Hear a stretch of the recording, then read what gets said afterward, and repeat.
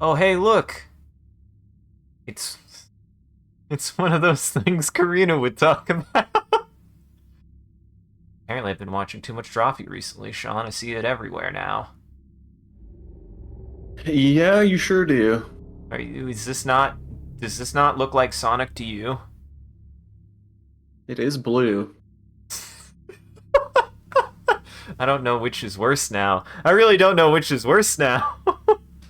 Well, welcome to the stream, everyone. I'm your host, Isaac MCCanary, and this is a Christian server, so I'm not going to explain what we're talking about. Playing more Control, introduce yourself.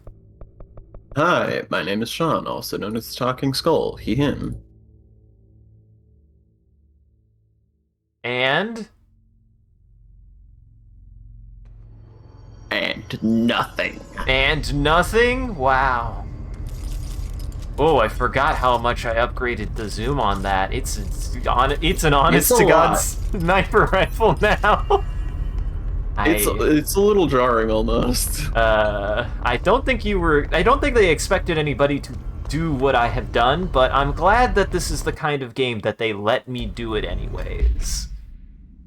Hot take. That's personally my favorite mentality for game design is we didn't think anybody would do it, but we did let them do it anyways. What would you say? Do you have any examples in mind of something like that that you've always appreciated? I mean, Morrowind is sort of a classic example of that. Oh, I did not know that was a Morrowind thing. I mean, the whole thing that nobody will ever shut up about Morrowind is how crazy and broken the systems in that game are, and you can do ridiculous shit if you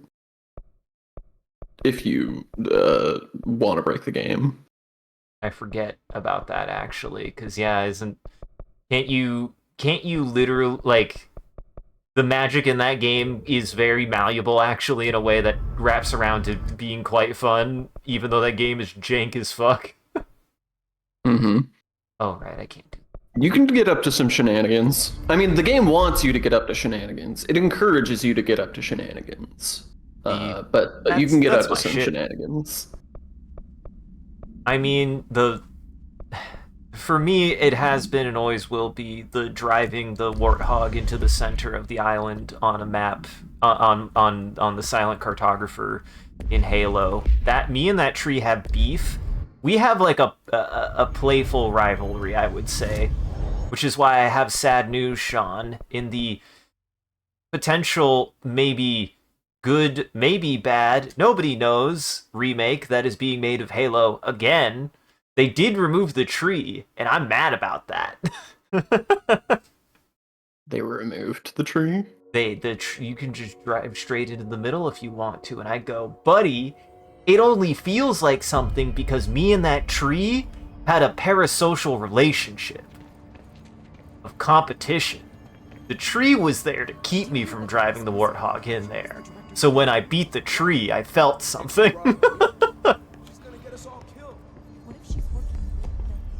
Yeah, I've seen, and I mean, I will still probably check it out. It certainly looks better than the remaster, in my opinion. Like, it does look better than the remaster, but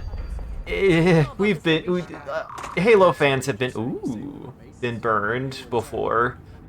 It's understandable to be like still very skeptical whether or not they're going to burn our child again, twice. They've done it twice. I don't know. Do you have any dog or opinion in this race? I just don't see a lot of need for it. Like, I mean, I'm pretty opposed to the endless like remakes and stuff in general. But Mm-hmm. like Halo is a game that really doesn't need a lot of modernizing. Yeah. Yeah. To whom it may concern, in case you are not aware, something caused a sticky note in my office to duplicate. My office is unusable now. I'll be working from home until this is resolved. You can reach me on my cell or home phone. Sincerely, Jay Bozer, Vice Chief of Staff. They made an entire second game based on this. Have you seen it? I think it's called What do you mean? Firewatch. Oh, yeah, I have heard of Firewatch. Yeah, it's I based heard it flopped really entirely. hard. That's really all Oh I know about it. no! I mean, it did look bad, but Marshall orders us to just I sit don't on know. our I didn't asses have an and then he opinion. leaves? What's the deal? It looked like an attempt at making a game that was based in this setting that played like I need some action. a goddammit. co-op horde shooter Mario Sunshine edition. Where you're shooting the walls. But hey, I mean, like I'm down for a fun, creative like cleanup game. I love both Mario Sunshine and Luigi's Mansion for the unique element of how you engage with the environment and the enemy design in that game, and I would be down to see more interpretations of that. That game didn't look bad. I just didn't know what it was, ultimately. Yeah, I just never really heard hide nor hair of it until I didn't even know it existed until basically after the news started coming out that it had flopped. Uh-huh. Don't be too happy about this, Jess. He doesn't look great. Okay, she's not looking so great about it no more. Never mind. She's going through all the ranges of human emotion that she can. You are a worm through time. Shit. The thunder's home distorts you. That's Dylan. Can you hear me? Come on, Dylan. That sure is Dylan. I found you. You've always been in there. You want this to be true. Do you know who I am? Oh, you know me. Say it. You are Dylan Faden's sister. He's talking in the third person. Always a good sign. Do you know who you are? Not Dylan. Trench and Darling made sure of that. I'm P6. P6. But I'm better now. The hiss made me better. Ooh. The surface into the wet. You've always been the new you. You want this Can you to stop be that? true. Please? Not exactly the reunion I'd hoped for. It feels good to say those words. I want to say them. They sound good. They make me feel good. Don't you want to say them too? No. Fuck off, no. You need to help me get this thing out of his head. If he is still in there, if there is anything left, you have to help me. You! You came in through the hole in you! We let you in! You've always been here! The only truth! A copy of a copy of a copy of a copy! Stop it! Orange peel! Shit! Shit! He can see you. This is not safe. We found Polaris together with my sister when we were very small. In Ordinary. In the desert, through the door opened up by the slide projector. But she didn't help when Trench took me away. She didn't give me any powers. All the powers are my own powers.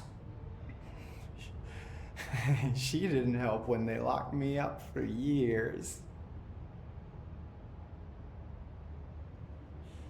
After the song time for applause, we build you till nothing remains. The air cracks and the truth will emerge out of you. You are home! The Bureau brought the slide projector back here with me. And the Bureau did what the Bureau does. They used it. And they found... They opened the door up to the hiss. That's the only thing I can thank them for. There. There it is. We stopped the Altered World event in Ordinary when we shut down the slide projector. And now the projector's here. An earworm is a tune you can't stop humming in a dream. Baby, baby, baby, yeah. Just plastic. So safe. Nothing to worry about. Funny. I welcomed the hiss. I let it in. To get rid of her. The hiss set me free. Polaris is using you. The Bureau is using you. You are a puppet. You can almost hear our words, but you forget. If we shut off the slide projector, maybe that will stop the hiss. Your regulations. Maybe it's not too late for my brother. You must see the truth for yourself, Jesse. Sister. The horrible truth about the Bureau. The hiss is the better option. Go to the Prime Candidate program in the containment sector. I have the keycard to get you there. Salvador wanted me to have it. Wanted? Bullshit. I saw what the hiss did to Salvador.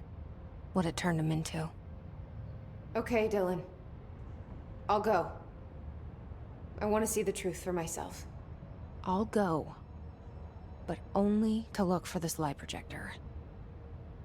You can help me. We can end this. You are a worm through time. That was interesting. Also, something in that really made my computer struggle. Or at least made my face struggle. I have no idea why. This game is, its performance, it performs. Uh-huh. Again, this is so weird to me in the day and age that we're in that, I don't know. I just don't understand why it wouldn't be a little bit expected that people might be running more than one program at the same time. It's just weird. I mean, I don't think that's the issue. Mm-hmm. I think this game just has performance issues regardless. Examination of paranatural topics, objects of power and their para-utility. Objects of power are unique in their capacity to grant certain individuals paranatural abilities. We call these individuals para-utilitarians. The potency of these abilities depends on the para-utilitarian. Using the object of power as an example, some para-utilitarians can achieve a throw distance of, while others are only capable of as little as the Darling presentation 11.15 for more information. What exactly determines an individual's paranatural competence is unknown, but it is largely believed that some exists with the body and that, like all muscles, it could be exercised. I had a burp hiccup at the same time. Ouch. To continue my analysis, I have officially requested access to Northmore records, considering he is one of the most accomplished para-utilitarians the Bureau has ever seen. Dr. Darling is still considering this request. Okay. I still don't think I don't have level 6. I don't think I have level 6. Actually, Literally, he gave you level 6 clearance. he gave me level 6. We can go to the mannequin then, Sean. I'm so glad you were It's listening like a whole to him. thing. I'm so glad you were listening to him. What would I do without you? Die. Probably. You will die. What's funny is, where are you supposed to know that? I don't see anywhere that it says what your level is. I guess just by going to a door. I guess. But I guess. Well. Let's go cleanse the mannequin. Sean, let's go touch cleanse. a man. Let's go touch the mannequin. Man. I mean, there's a spooky man. That's what's funny is like some of these are so much based on just real SCPs that I'm like, oh, I know that one. I knew the fridge. The fridge is classic, as in it's also just the Weeping Angels, which I know nothing about other than that they're a Doctor Who thing and that they move every time you're not looking at them. And like they move when you blink. I know that. I know that shit. What is Imagine the Weeping Angels, but instead they blink when you move. So It'd be you much have- less intimidating. Yeah. Wait. Man, I heard that in the wrong direction. I thought the joke here was gonna be that they, my brain was like, yeah, they only move when you're looking at them. And don't move when you close your eyes. That's just... It's like an amnesia monster. I was gonna say, that's just how it works in real life. Oh, the door didn't close. And I missed. Prime candidate program, we've got some shit going on right now. I thought it was cinematic.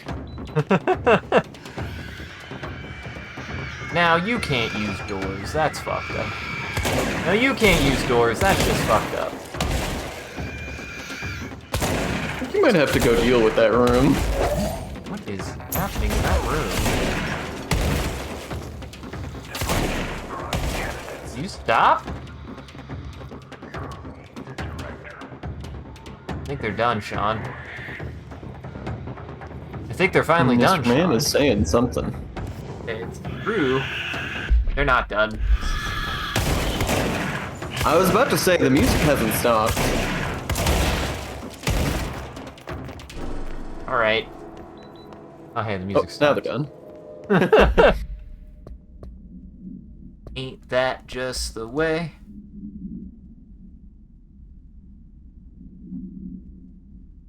Victorian Mirror.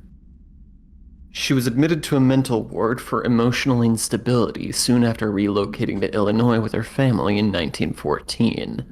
The item only appears on record again in 2006 when the Bureau investigated a sudden rise in disappearances in Illinois.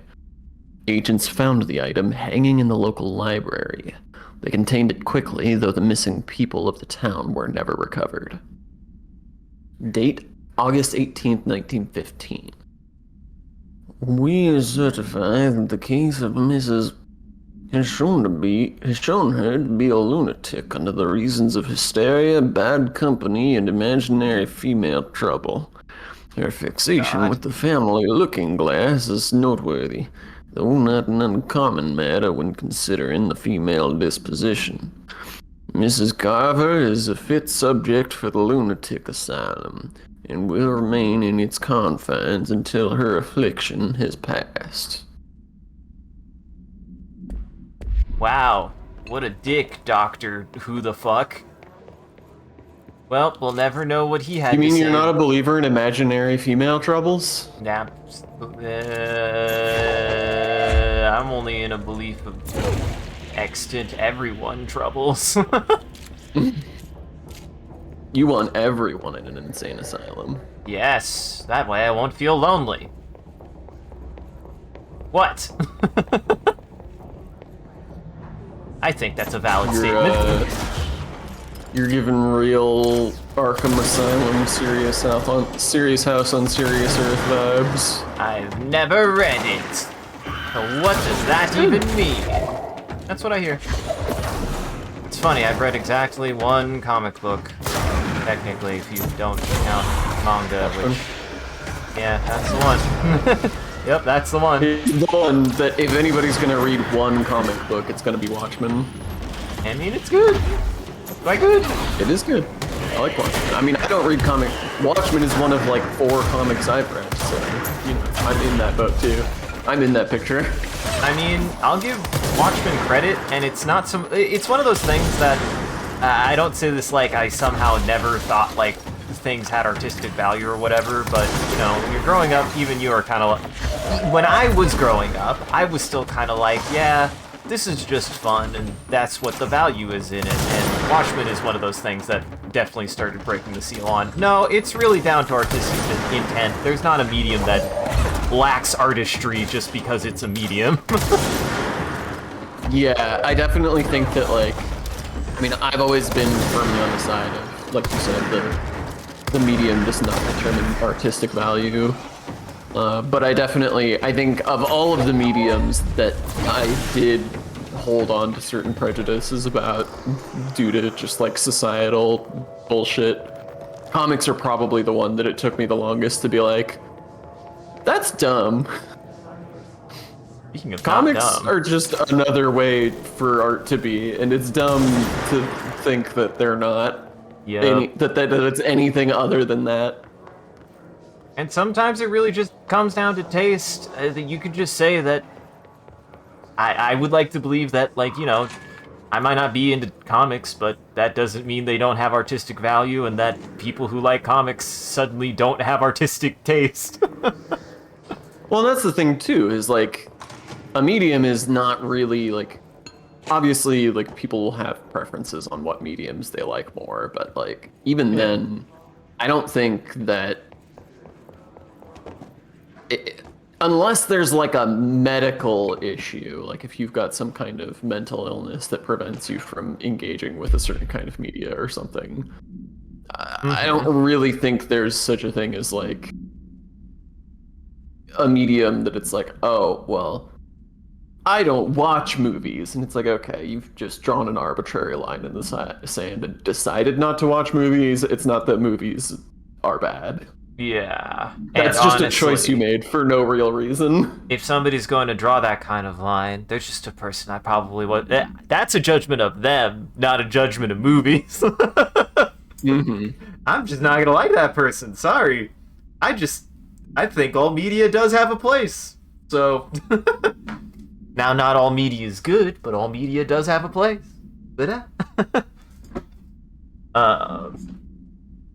Bright Falls, AWE 35. Event summary. An unconfirmed threshold manifestation at Cauldron Lake, Washington, resulted in a fictional story written by... Oh my god, how many references to Alan Wake are they gonna have? They already did their one! Well, I guess More that was than I remembered. Technically, that was a hidden one. This one's more in the way of things, I guess. Sure. In a fictional story written by the author Alan Wake, creating an AWE in which reality was altered to match that of the story, though only locally for a limited time. Event response. Mr. Kirkland, head of investigations, was alerted on September 13th, 2010 by ex-Bureau agent Frank Breaker, C, that an AWE event was taking place in Bright Falls, Washington. Referred to event investigated in 1970, 1976, and 1978. Breaker had received a call from Barry Wheeler, Alan Wake's literacy agent. Literary agent. Literacy agent is a way different. Literacy agent. I do need a literacy agent. Hey, Sean, send me my literacy agent. On behalf of Breaker's daughter, Sarah, who is the current sheriff of Bright Falls. A Bureau field team arrived at the site 2 days later, only to confirm that the event was over. Interviews were conducted, referred to the 1970 Thomas Zane, 1976, 1978 Odin Anderson. For Anderson, Alan Wake was believed to investigator.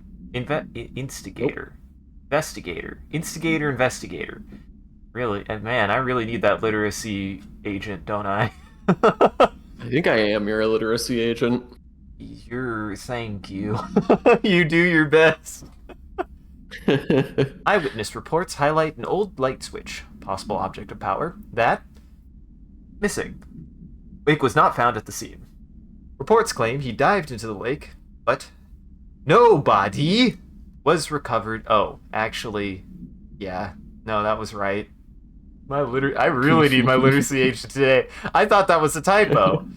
Okay, it is funny to think about the phonetics of, well, not the phonetics, but what would be the term for, like, semantics? Yeah, the semantics of nobody, because it means something than nobody, but I could see it being semantically combined to be like, oh yeah, there was nobody there. Because there was no body. I mean, it's the old skeleton joke. Or ghost joke. They have nobody to go to the ball with! Ha ha! I know that one, yeah. But no body was recovered in the search. Sean, it's our favorite. It's our favorite show. And also, hi, Silos. We did see you. I have no idea what you said. Void Brax. Boy, Brax.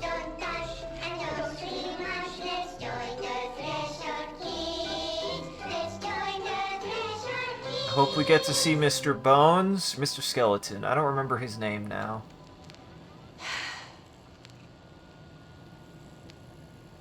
I can see you're upset, Meg. It is Mr. Bones. Why don't you tell Uncle Mr. Bones what's wrong? God. I did bad on my clairvoyance test.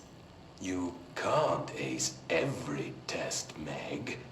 Can't fuck them up either. Everyone has different brains.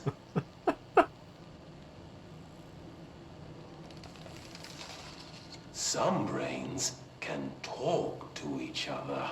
We call this ESP. ESP?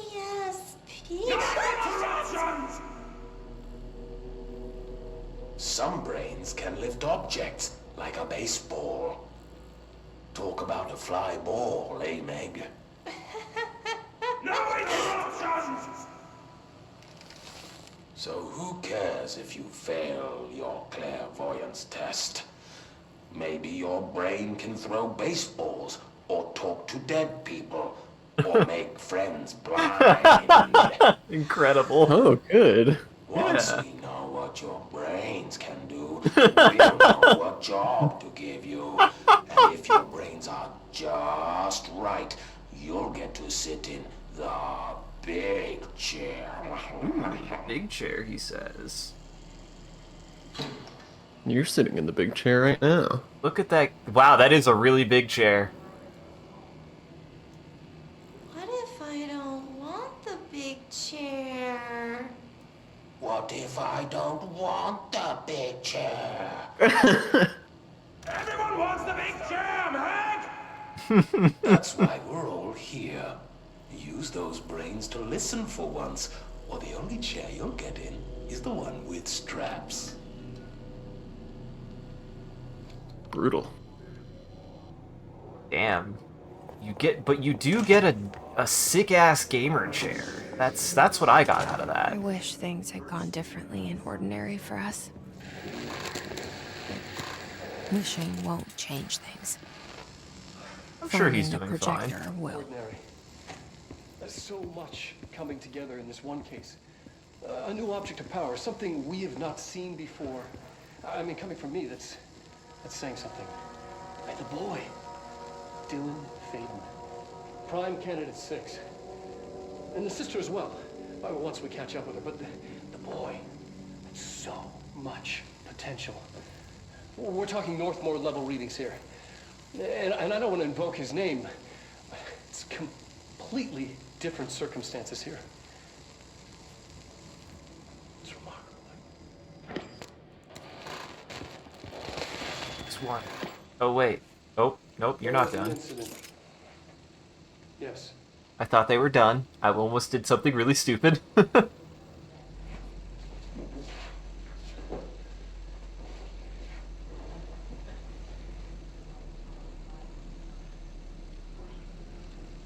We lost a valuable member of our team, yes. Excessive force. Dylan has so much. But he's just a kid. I'll take the blame. He needs some slack. I mean, boys will be boys. You like this He's angle? exceptional and under It's great. a lot of stress. Robert's got killed. It's an unfortunate accident, that's all. Marshall needs to realize this. We will make this work. We'll make this work. Yo, she got scared. Alright, they said projectors. Oh my god, that's a really strong projector, Sean. Apparently the projectors are fucking in this world. I could have sworn you moved one of these once. Yeah, I definitely did. Not this one. This might be the very projector we need to stop, Sean. It's too powerful. We'll come back when I level up.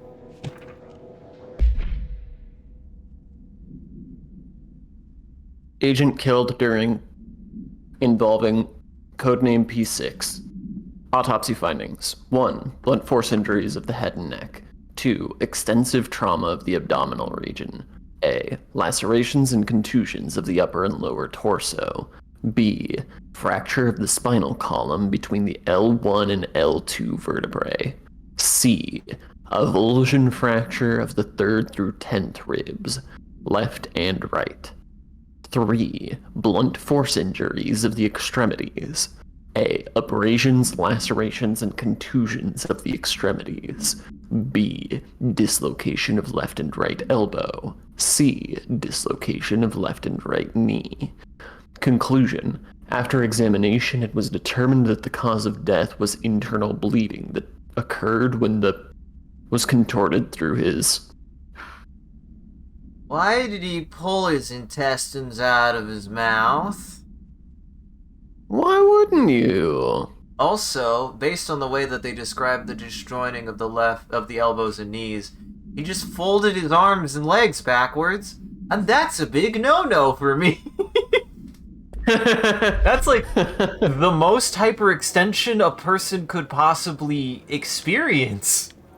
He sought crisscross applesauce, but backwards. Uh-huh. Transcript of conversation. Subject Dylan Faden. For interview by Dr. Darling. Note. Subject was alone during this outburst. You again. I thought I told you to leave me alone. Why are you showing me this? Can't do anything. Can't you see where I am? Why don't you help me get the fuck out of here? You always show me things I can't do anything about. Stop showing me her. I don't care anymore. I don't care about you. You both left me here to rot. Fuck off, you bitch. I'll dig out my own brains if it means getting rid of you. I don't want you here. Get the fucking message. Subject repeated the phrase fuck off numerous times before being sedated at 17:53. They had to sedate him, he used so much profanity. Uh-huh. Much vanity. Is this what Dylan wanted me to see? It doesn't matter. We need to find that projector. I mean, that's you. There's a lot of things for me to see. There's this. What? I got a coat hanger, Sean. You got an outfit, you dingle. All the times I felt paranoid. I was right. The Bureau could have given me the answers, but they just stood by and watched me. Yep, that's what they do. They are a shady secret organization, so I wouldn't expect anything less. Subject, Jesse Faden, P7. RE Eastward Movement. Cause for concern? I'm not reading all that. Well, you don't want to read Department of Cheney, Sydney? What the fuck? Des Moines? You read every part of that wrong. Chicago, South Bend, Cleveland, Bloomsburg, and New York? That's not everyone knows Wyoming doesn't exist, Sean. Nobody's been to Wyoming. Wyoming is an anomaly. We used to play there all the time. Me and Dylan, and other kids as well. We loved it. This time, I remember, was different. We found a way in, deeper into it, like it had shifted. We went inside, and that's where we found the slide projector. A dump is a place for lost things. Things that have been thrown away. Did you ever feel that way when you were growing up, Jesse? What? No. Yes, but that has nothing to do with... Was there a slide projector at your home when you were small? No. Those were before your time, I suppose. But your family did look at photos together, maybe. In one form or the other? Maybe. When was this? Can The you classic family remember? At parties? pastime Barbecues? of staring How at did it make you photos feel? together. Did your parents ever show pictures that embarrassed you? Was alcohol ever involved I haven't in these looked at a things? photo in years. Did your parents drink? Did that make you uncomfortable? No, that's just stupid. Come on. That has nothing to do with this. Nothing. The slide projector, let me ask you this. As a child, did you ever fantasize about worlds inside pictures? Inside a painting? You know. That's just stepping Mario. Into a painting, into Or a Dark hidden world, Souls. escaping and finding Only 2 adventure games there, that have ever done away that. from your parents. I don't think so. I don't remember. Maybe. I don't know. I almost got sidetracked. Somehow it changed my objective. I'm supposed to be going for the mannequin right now, and the mannequin was right there. I saw it. It actually looks really fucking cool. This is cool.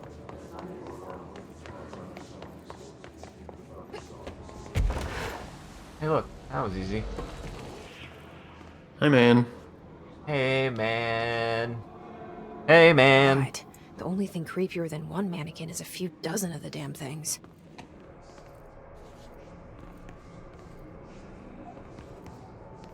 I do love this kind of fuck you with liminal space, though. I love this shit.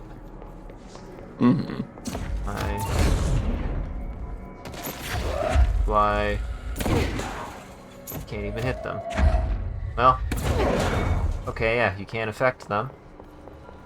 You can't affect them directly, so I guess I just gotta run around until find the right one. I mean, probably just go.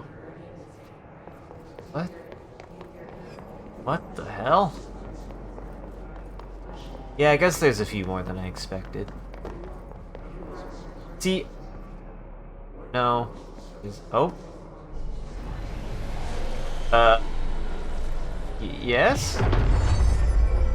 New bureau policy. No more mannequins. I don't know how I did that right, but I did it, Sean. You hit square. I did hit square, I just don't know how I was supposed to know that one was the right one. It's facing the other way. See, I picked up on that, but there were like a couple of other ones that were also facing a different direction. So... Oh no.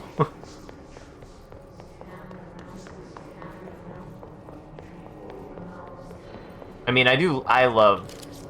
This has so far been my favorite visual, one of my favorite visuals in the game, actually, is the way that this whole hallway turns like this. That's so cool.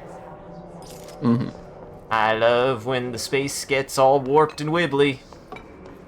One of my favorites. Alright, time to find the mirror of synchronicity.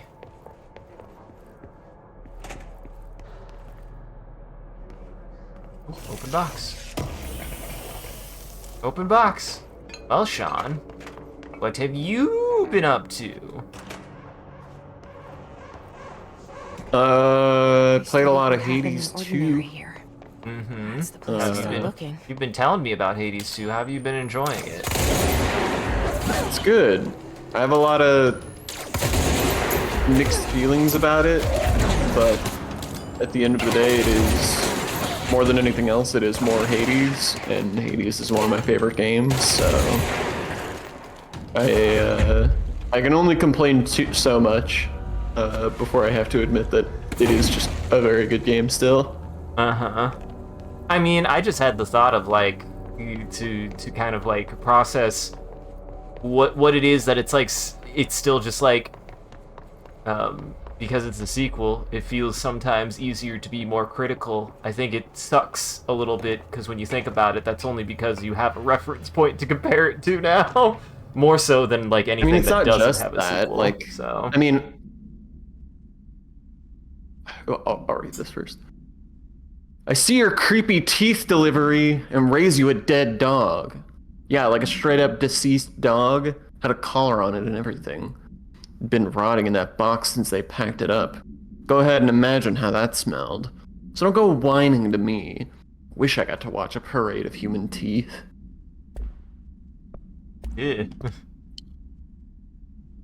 yeah. Waste mannequin. Containment procedure. No known procedures for preventing the item's effect. Update 9-9. Slow down. Update 3-90. Mining the item cells with the newly discovered black rock has yielded positive results. Test with other altered items. Description: a wire and fabric waste mannequin. The base and head are made of a stained wood. The item duplicates. The trigger for this behavior is unknown. No correlation can be found in either the number of duplications that manifest during an episode or the duration for which they last before disappearing. Kind of a lame one. They found a mannequin, it duplicates, no one knows why. Sometimes it just be like that. Yeah, that's fair. But you were saying... But yeah, so my whole thing with Hades 2, as soon as it got announced, was that...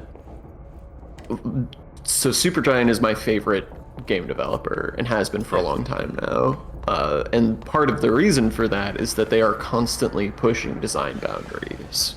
Every single game they put out is innovative and creative and pushes the limits of what the like current design space for video games. And I was worried when they announced Hades 2 because I was like, I don't love that they are just doing a direct sequel for the first time. Like, that sounds like it will be a very safe project that will just kind of be more Hades. And like, I trust Supergiant, I trusted Supergiant, and I was like, okay, well, you know, I'm sure they will do something with this. I'm sure it's not going to be just literally the same game. You know, they're gonna have something interesting going on in here. So I'll just see what they've got to offer before passing any kind of judgment. Both prime candidates. And the answer is they do. They do have some interesting stuff in there, but it's all kind of like supplementary, and the bones of the game are very much just the same as Hades. And I also think that the greatest strength of Hades 1 is its character writing and the character dynamics. I love how just like natural and believable the character relationships are in that game. It feels like a real family to me, and I think that that is the weakest part of Hades 2. Like, I really just don't... I don't think the characters are... I don't think the character relationships are as interesting. They're a lot flatter and more static. I think that the characters themselves don't have as much going on.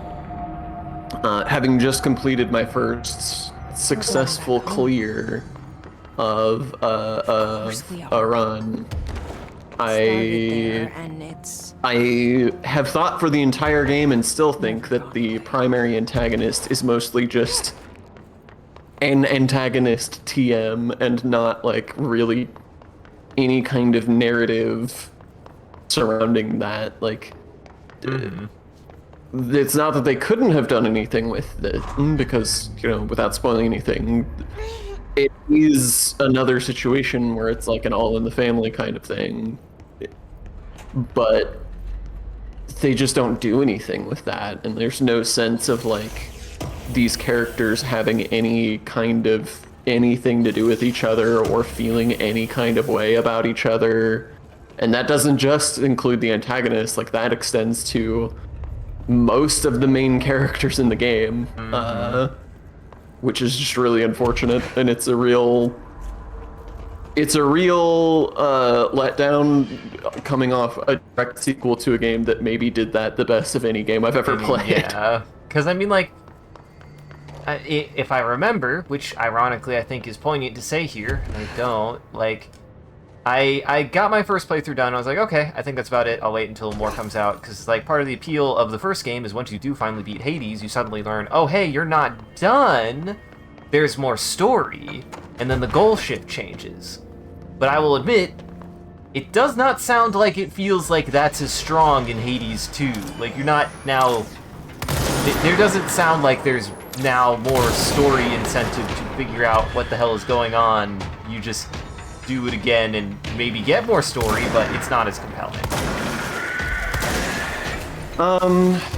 Yes and no. I don't know. I liked the scene I got for completing the run.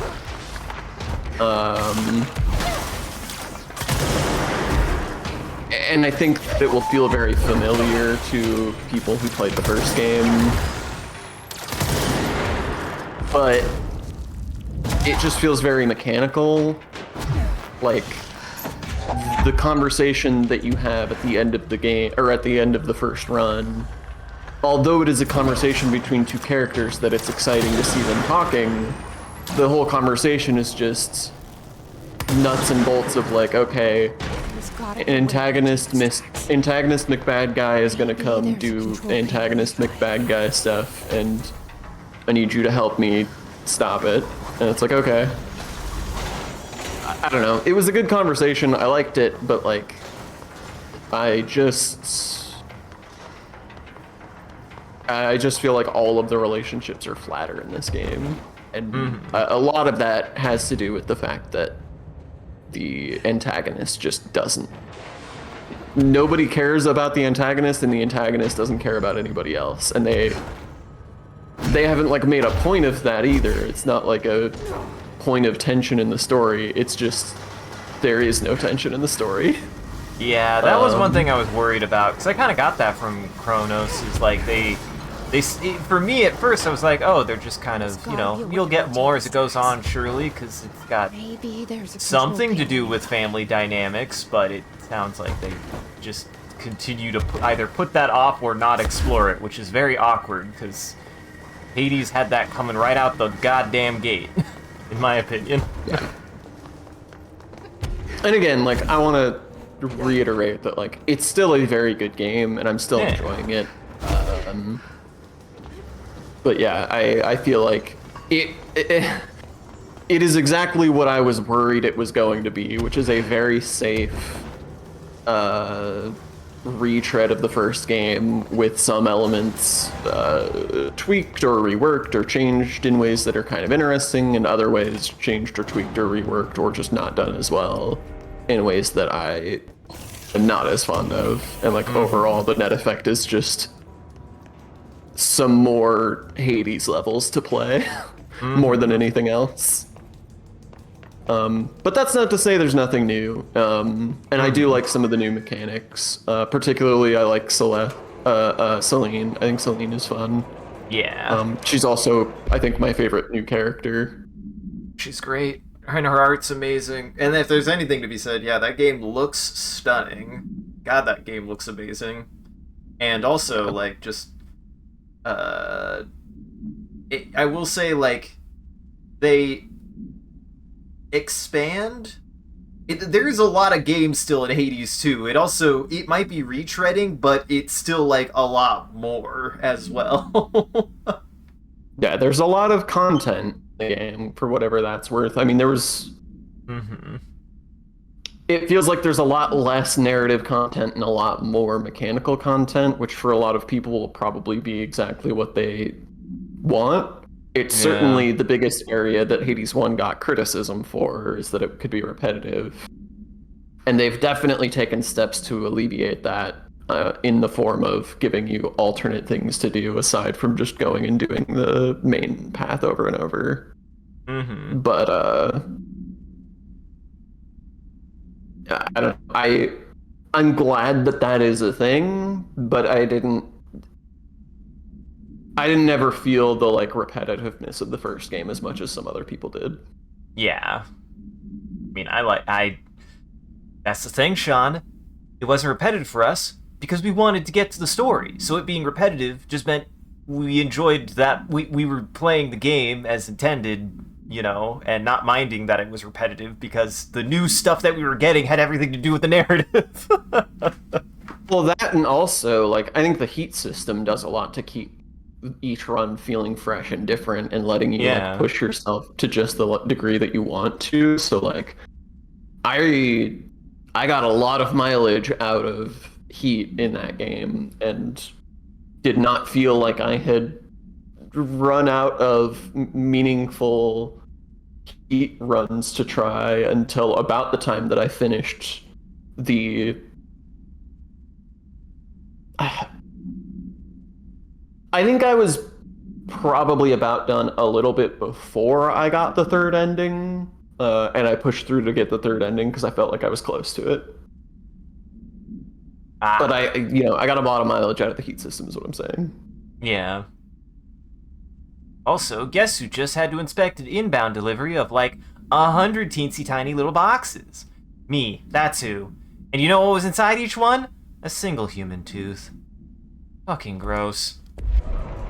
But yeah, all this to say, Hades 2 is still good, and I look forward to whatever Supergiant does next, in hopes that you know because I feel like even like Yahtzee even like pointed that out. He felt that the game was a quote unquote a safe pick. It didn't feel like it was. I mean, do that. It didn't. And it's hard to fault them for that, because like they have suffered for their art. Like, Bastion was a big success, and it bought them a lot of rope, but they did hang themselves with that rope because Transistor was not nearly as big as Bastion was, and Pyre was even Pyre sold even worse than that. I feel like nobody fucking played Pyre. So when Hades happened and it was a huge success, it was like a big shot in the arm for that company, and they also like expanded the size of their team a lot to ramp up and make Hades as good as they, as big as they wanted it to be. And so like I totally get how after having kind of had mixed success for a long time, finally, hitting it big, as it were, and then also expanding the size of the team, there's a lot of pressure there to make good financial choices, and I'm sure making a sequel to one of the biggest, indie AA games ever made is a little hard to pass up. Yeah. But I do hope that they do something more original again after this. Yes. We love you, Mr. Supergiant. People, I said Mr. It's probably a bunch of different people. Gender identifications. The surname Supergiant. That's what a surname is, right? Sure. Oh, that's one of these. Yeah, I do look forward to whatever they do next, because at the very least, again, like, I still think what they do with Hades 2 that is new and fresh for even Hades, and just like, I really like this. I like what could be still new and refreshing about Hades 2, so. Yeah, like, there's definitely new mechanics and new systems, and like some of it is quite interesting. I also think that some of the like fundamental changes, there's a lot of small changes that I think are mostly for the best. We've talked about this, but I am a big fan of the changes they've made to the cast. Yes. The cast is interesting because, from a design perspective, it's the one thing that the player will always have access to. And in the first game, it feels kind of like a supplementary thing, but it does like give at least also ad break soon. It does at least give a ranged option that you guaranteed have access to, which is nice because like not every weapon has a good ranged option. But I think that the cast in Hades 2 being more of a crowd control tool is a big improvement, because I think that the biggest criticism of Hades 1 for me is that it can be very chaotic and a little spammy sometimes. And so giving you a crowd control tool and a pretty dang strong one that you just have access to at all times, no matter what your build is very, very helpful for that. It makes the game much more about like playing smart and positioning and getting value out of all your abilities as opposed to just spam dodging and mashing attack buttons until everything's dead. Uh-huh. Which sometimes, even though there was still a sense of thought to the chaos, that is kind of what Hades turned into sometimes, is attacks, dodge, attack, dodge, pretty repetitively and chaotically, which I can enjoy, but totally also valid inversely. Like, yeah, I mean, it was fun chaos, but it could be a little spammy and very chaotic and hard to read. And I think giving you a crowd control as your cast makes it so fundamental to the way the game plays that it will probably feel weird going back to Hades 1. Like, that's how good it is to have that. I also think in the same vein, getting rid of the chain dodging, although the chain dodging is iconic and very fun, it helps a lot in Hades 2 that it's not there. Yeah, that contributes a lot to the like precise. positional and precise, nature of the gameplay in Hades 2. That said, I also do like the magic system. Mostly, I like how it's implemented. I do like the charge attacks a lot, and I like that they're just there to add a little bit more like decision making and flexibility, as well as give you more options that are creative in a way that allow you to really like manipulate your playstyle to try to get the most out of a playstyle for any given run, to really lean into them and whatnot. That said, I do think it also... A little bit. I mean, they already, like, those already existed in the first game. The only difference is that they cost mana now. Which I have mixed feelings on. To me, I feel like the biggest thing is just that they're trying to, like, lean into the idea that you're playing a witch. And so they want to make it feel more like Magic, which I can get behind. And I do think the mana system is a little clumsy sometimes, but yes, that's fine. Yeah, I was...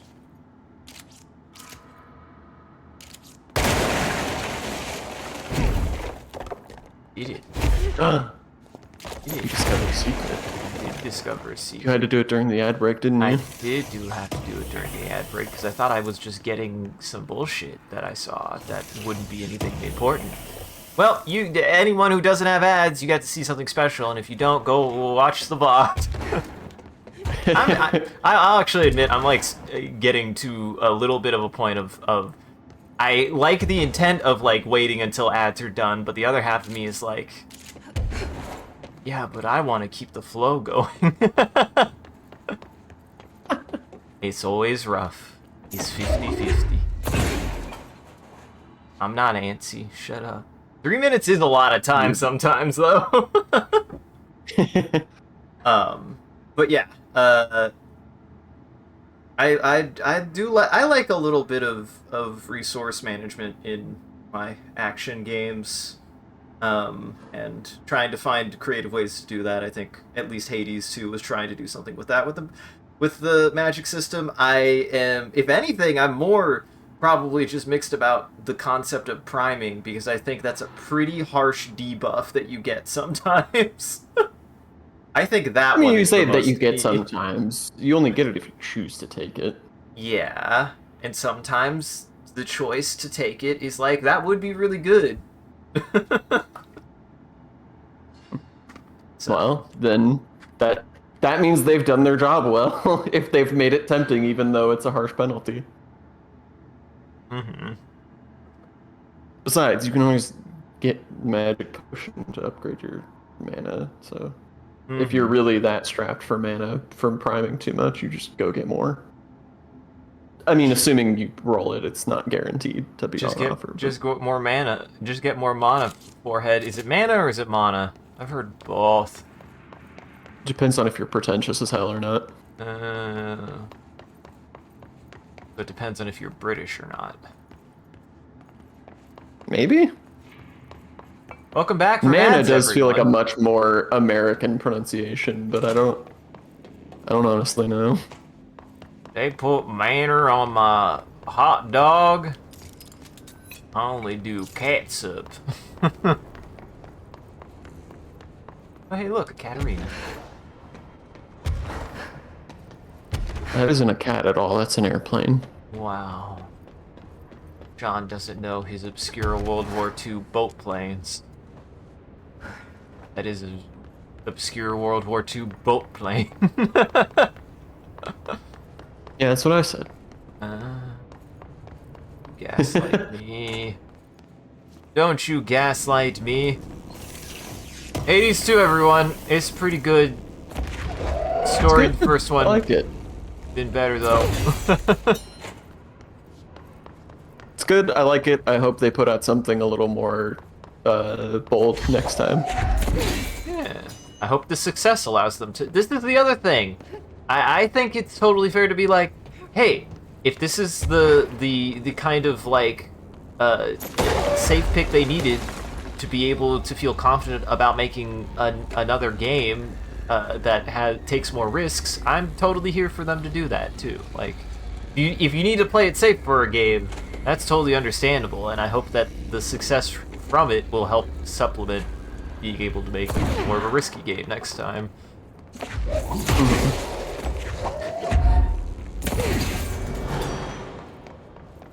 Though now I'm morbidly curious in comparison. How have you been enjoying God Hand compared to like Hades 2? It's a completely nonsensical comparison. Wow. They're both action games. Very different action games, I guess. I've been enjoying God Hand. It's a lot of fun. I mean, I'm not that far into it. I'm one zone completed or whatever you want to call them. But I'm enjoying it. I think the combat flows really well. It's surprising because it feels weirdly stiff. Yeah. But it's stiff in a way that makes it precise. It flows well in the way that like Celeste flows well compared to Super Meat Boy, right? Like it's a little stiffer, but like it just feels like you have a lot of fine-tuned control over how to interface with the enemies. With the enemies and everything that's going on. It also helps that game, for me, that it's funny that you point out its stiffness, because I think that's what sticks out to me about God Hand is it comes back to feeling like you have actually like a lot of really precise control. That also always makes a lot of like elements of the combat and stuff feel really, really tight, right? Like it feels like you're always like right. Yeah, it's very snappy. It's stiff but fast in a way that it's like anything you want to do is at your fingertips at a moment's notice. Right. With warranted exceptions that are also very well timed to make sure that they don't completely interrupt the flow of the game. That barrel roll kick, it's worth the time it takes to do that stupid flip. It's very fun, yeah. It's so fun. I think it's your turn. Altered examination request, airplane wreckage. The airplane in question has been brought in from a private airfield located in the town of Cincinnati. Oh, Cincinnati. I think this is a joke. That's pretty funny. Where Cincinnati? Yeah, we won't tell you. It is suspected to be connected to the AWE. See case file for details. And is being evaluated for altered status. The plane is currently being stored in the transit corridor in the containment sector, brought here through the New York subway tunnel, special access. For more information on tunnel, and links to urban legends centered on ghost stations, abandoned tracks, and see file 412-4521. The plane's black box is currently being evaluated for, and initial readings have been taken by a research team, though no altered status has yet been detected.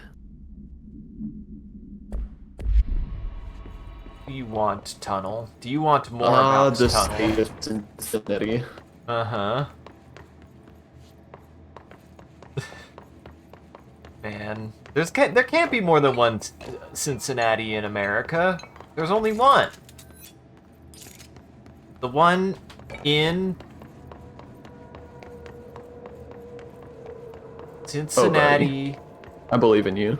Cincinnati, Massachusetts? You're close. Like Rhode Island. That sucks for that guy. It's not New Jersey. Everyone knows the only city in New Jersey is New Jersey.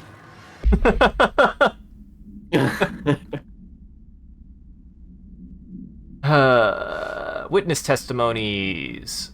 The first slide was a room with dirty wallpaper and dolls on a shelf. There were lots of dolls. GIF interview. DF interview.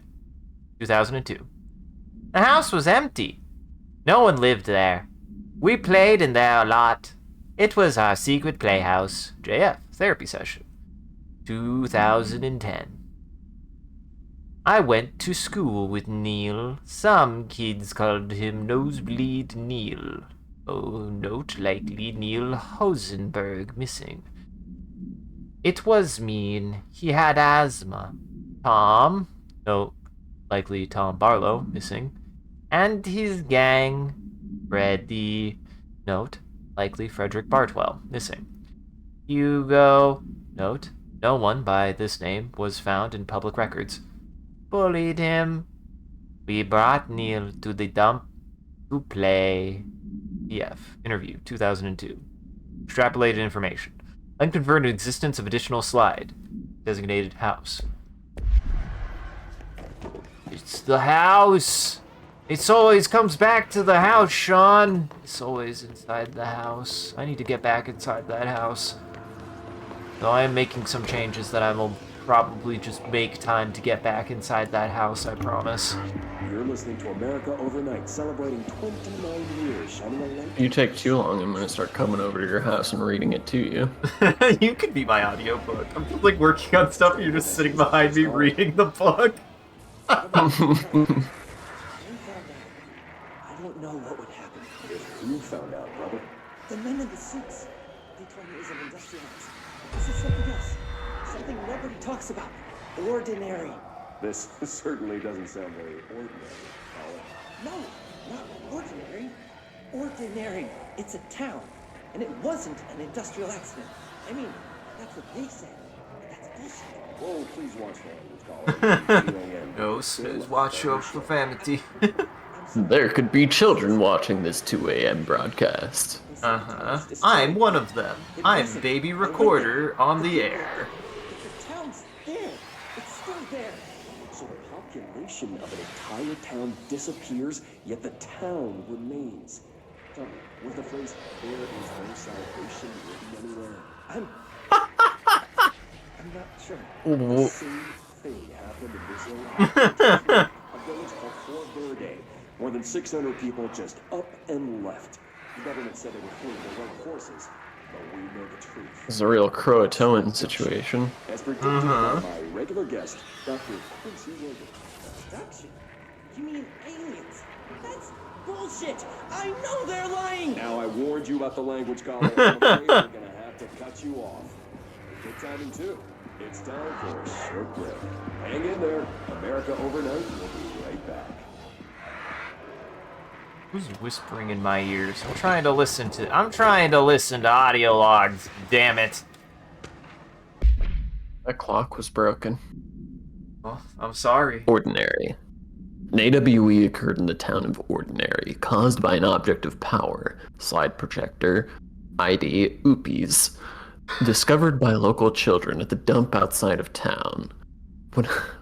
When a specific set of slides are used in the projector, the projected images open doorways to other dimensions.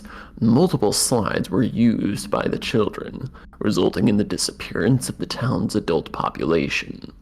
Event response. On August 30th, 2002, siblings Dylan Faden, 10 years old, CP6 materials, and Jesse Faden, 11 years old, CP7 materials, were playing at the local dump when they found a discarded slide projector. See Oopie's case file and Darling presentations for details. A team led by Director Trench and Dr. Darling arrived at the site on September 14th. The AWE had ended, but the team found the Faden children, who led them to the slide projector and the slides, which had been burned with the exception of one. Jesse escaped when the agents attempted to detain the pair. In total, 17 surviving individuals were found in the town. All of them were brought in for questioning and tests. See interviews and prime candidate program files. Those ones. We don't know them. You don't know them. You know you don't know them.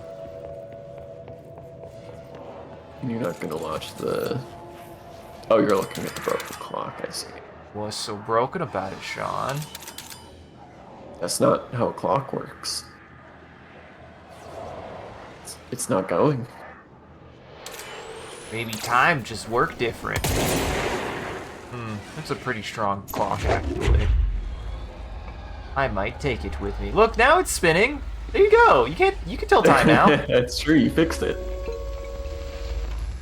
There is a curious correlation between unknowable forces intruding upon our world in the form of altered world events. These forces gravitate toward archetypal objects, a gun, a television, a supposedly haunted house. So clearly humanity affects this process. Our collective unconscious is a map of sorts. We hold the key, but we don't know how to use it. We create these archetypes through everyday life, popular culture, urban legends, but we are observing and influencing a complicated system in action. We can change the likelihood of something being a receptacle for these forces just by thinking about it. But we haven't found a method to control the outcome. And yet, there's something unique in us, in our dreams, in the conceptual reality with power with our minds. What's the cause and what's the effect? Are we the starting point or just a necessary evil in this? A byproduct, a reflection, a projection? We'll struggle to find the answers to these hard questions, or die trying. Well, now that we know that our enemy is a projector, might as well be safe. Okay, now this one also. There you go. Oh, there you go. Took a double tap, Be Sean. real, yeah.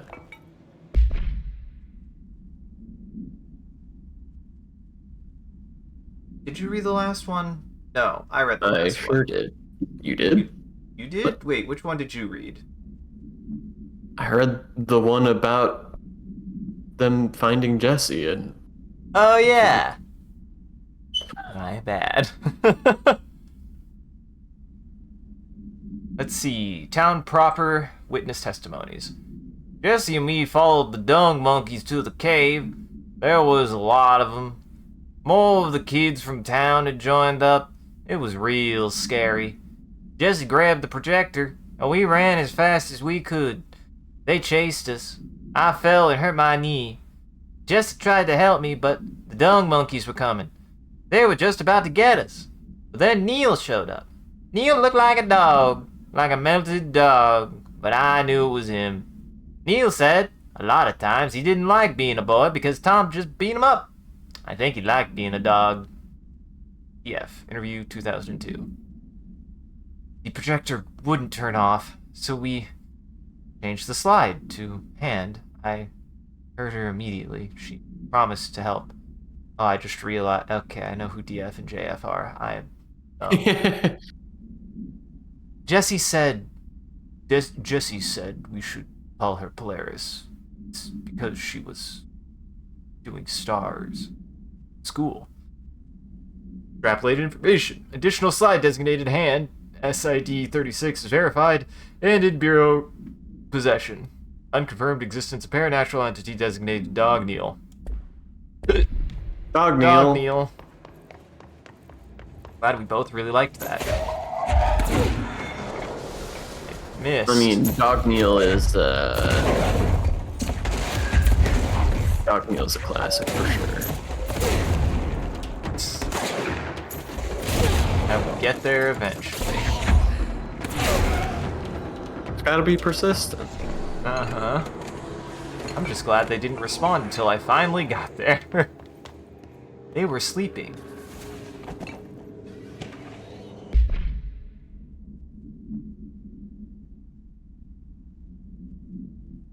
After what happened at school to Mrs. Chester, we started spying on Tom and saw where they took the projector. DF interview 2002. Tom and his troglodytes were using the Sled Hill Cave as their headquarters. That's where the projector was.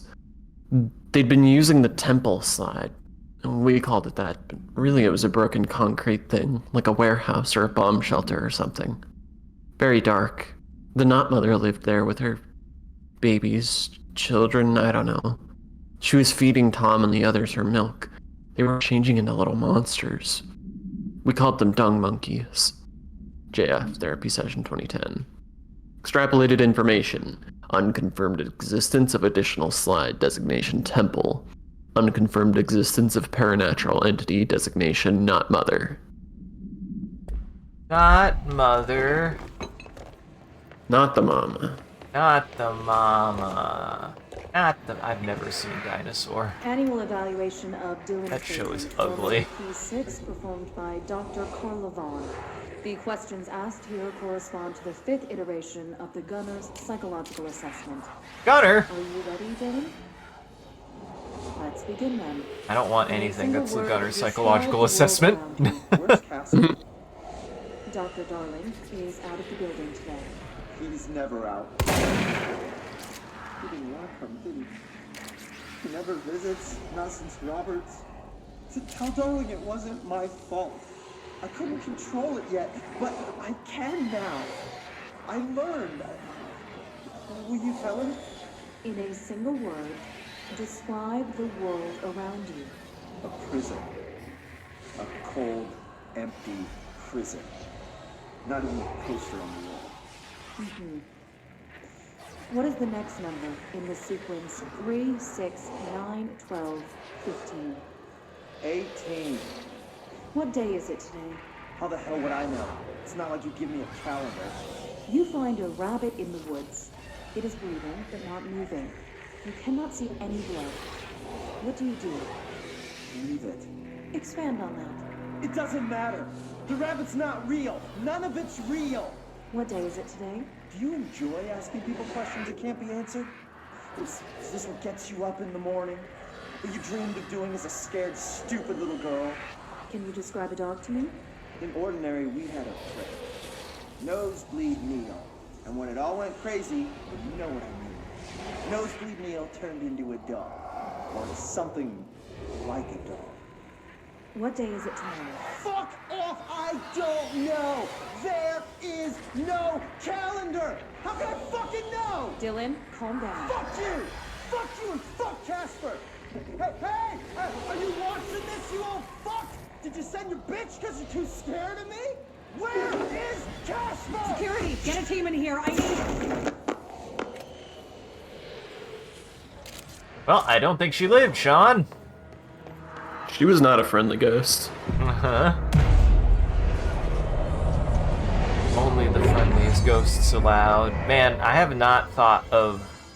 that's a movie that I feel like lives in my social consciousness that I never... that's on the long list of things like that I never actually saw from start to finish. Yeah, I mean, I know it from cultural osmosis, but I'm pretty sure I never sat down and watched the whole movie. I know the scary egg scene where Casper gets turned into a like cooked egg. It's very creepy and weird. The second slide we called the meadow, but it was really just an empty lot with a bunch of weeds. There was a shack and a phone line. It smelled like flowers there. It was powerful, intoxicating. We had crazy dreams there. It must have been because of the smell. I didn't like it. Didn't like losing control. The dreams, everything was melting, and then when we'd come out, everything had melted around the projector. Neil was really into it. We found out he'd been coming there more and more on his own. Then Tom beat the secret out of Neil and found the projector. He and his goons took it. We thought Neil had got lost inside the meadow when Tom changed the slide. But that's not what happened. Unconfirmed existence of a additional slide designated meadow. You do. Let's see. Meadow. Hello. It's all here. Our home, our school, the woods, the dump. I love stuff like this. I love stuff like Very Hot this. Fuzz. Uh-huh. It's also just very well done. I like the scaling on it. It really makes the perspective on you feel very weird and warped, actually. Stage 2. 1. Stage 2. Stage 3. So, wait, these are the places? These are well, this is stage 3. What is this? Presumably they're the stages of the altered world.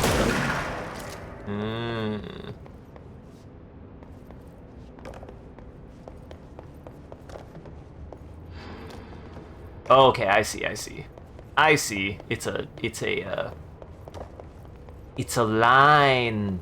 It's a fault line. Why is it a fault line? Expanding ring. Uh-huh. Okay, I see now. Yeah. This is where it originated, and then it spread out that direction. I gotcha. Yeah. Well, darn. Telling me I have to use the town? Don't have to be with a good time.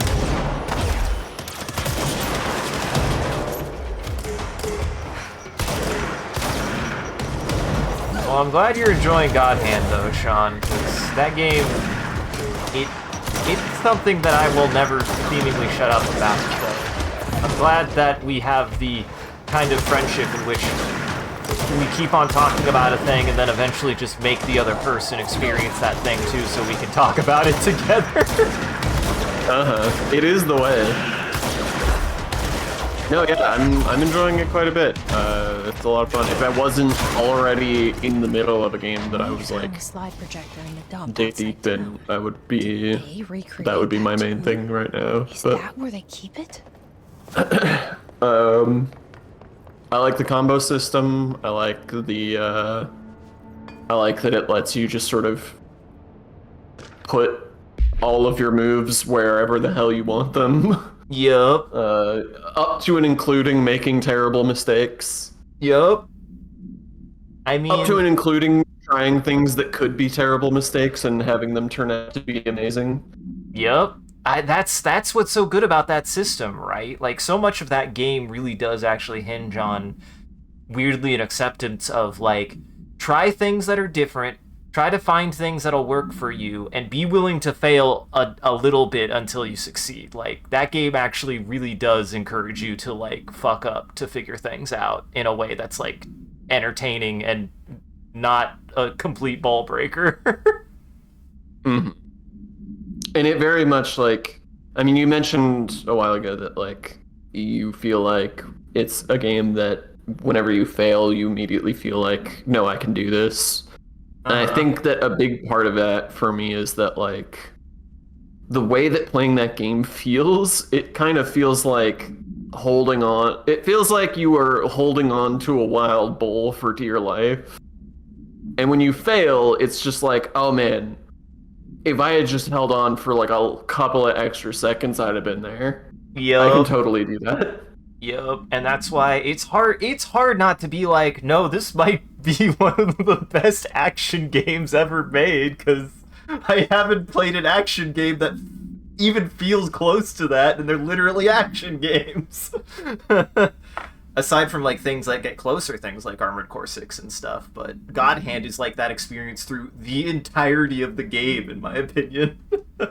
It always is throwing something new at you. It always brings something new, and it always finds a way to continue to push its own envelope a little bit more, to push you a little bit harder, to like keep you fighting harder and harder through the whole game, which I also like a lot. Like it's impressive to me, and arguably at this point we may never see another game like it, unless I somehow find a way to make it. Ordinary AWE Stage 3 Public School Witness Testimonies. Tom and the others had gotten worse, scarier. The math teacher, Mrs. Chester, tried to make them listen, and they pushed over a piano on her, broke her legs. Then Tom bashed her head in. Bye-bye, Mrs. Chester. I always liked her. I liked math. DF, interview 2002. That was the tipping point. It was Lord of the Flies level bad. The grown-ups realized something was wrong. The police came and literally dragged Tom and Hugo and the others away. Tom was screaming that the not mother would make them all go away. They enacted a curfew for every kid in Ordinary. Mom and Dad were pissed, asking us about the dump, about everything. I remember wanting them gone, like Tom had said.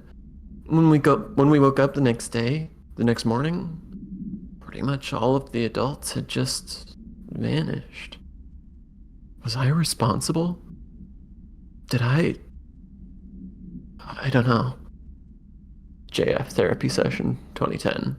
Extrapolated information. Disappearance of majority of Ordinary's population confirmed to result from the slide projector-related AWE. So to talk about this game, I'm actually liking this arc a lot, actually. I'm enjoying this element. This is the kind of stuff that are, like... They say when you visit your childhood home, everything feels small. Like a miniature, not real. They got that right. I don't think this is quite what they meant. No, Sean, it's exactly like that. Go back to Leavenworth and you'll be a fucking giant. You'll be Godzilla now. I'll be a sad giant. I'll be the Iron Giant. Uh-huh. You mentioned a poem last time we talked. By Thomas Zane? Yes. Beyond the shadow you settle for, there's a miracle illuminated. I looked the poem up. Only I couldn't find any poet by that name. I did find a European filmmaker who moved here in the 60s, named Thomas Zane. What? I don't know matter. It suits you very well. The poem. How you see things. Maybe you wrote it yourself? I didn't. No matter. You've said a few times. I don't think The Psychiatrist is very good, Sean, but I guess it was 2010. Can we talk about that? Okay. Yeah, it's this... I feel an emptiness, a yearning for something that I think I lost. It's natural for you to feel that way. Your brother and your parents are dead. No! No, Dylan's not dead. And that's not even it. You're referring to the imaginary friend from your childhood? Polaris. She's come back. After a long time, she's calling me. In a dream I saw, she showed me things. Jesse. It felt more real than anything. As real as what happened in Ordinary. The industrial accident in your hometown? That you believe Polaris caused? No, it wasn't an accident. There was no industrial accident, and Polaris didn't cause it. She saved me and Dylan. Jesse... No! It was a cover-up. The government knows about it. There were agents there. agents from... I don't know exactly. They took Dylan. I'll find them. I won't stop looking. Polaris wants me to go to New York. There's a building there. I have to leave soon. I have to be there at a very specific time. Something hugely important is going to happen. Jesse, you know we can't let you go until you're well. And that begins by understanding what's real and what's imagined. So clearly this game takes place in 2010. Maybe. It was all a dream. It was all a dream again. This game was just Shutter Island. I've never... Which one is Shutter Island? The one that was... They were taking people's organs. Which one was it? Taking people's organs? I don't know what one you're talking about. There's one where they're taking people's organs. That's... Or they were making clones. And then the clone... Oh, I got my armor back. Gattaca? No. Gattaca wasn't clones. That's human engineering. That's different. Yeah, well, I'm gonna need you to be so much more specific than a movie where there might have been clones or people getting eaten or something. Because I have no fucking clue what you're talking about. It was movie where the people are on the island and then they can graduate from the island, but it turns out that all the people on the island were clones, and then when they graduated, they actually were taking their organs. Oh, two of the clones find out and they try to leave, and I think it's... Are you talking about that Brandon Cronenberg film, Infinity Pool? Maybe. No. No? It's literally... You described Infinity Pool to a T! Fuck, I don't know. Maybe. I don't think so. I remember, like, this being... Is it a movie Ari made you watch? No. It was okay. I don't know what you're talking about, then. Yeah. I don't think so. I think it was literally called, like, The Isle or The Island or something. I don't know. Weird. Maybe it was. Infinity Pool doesn't sound familiar to me.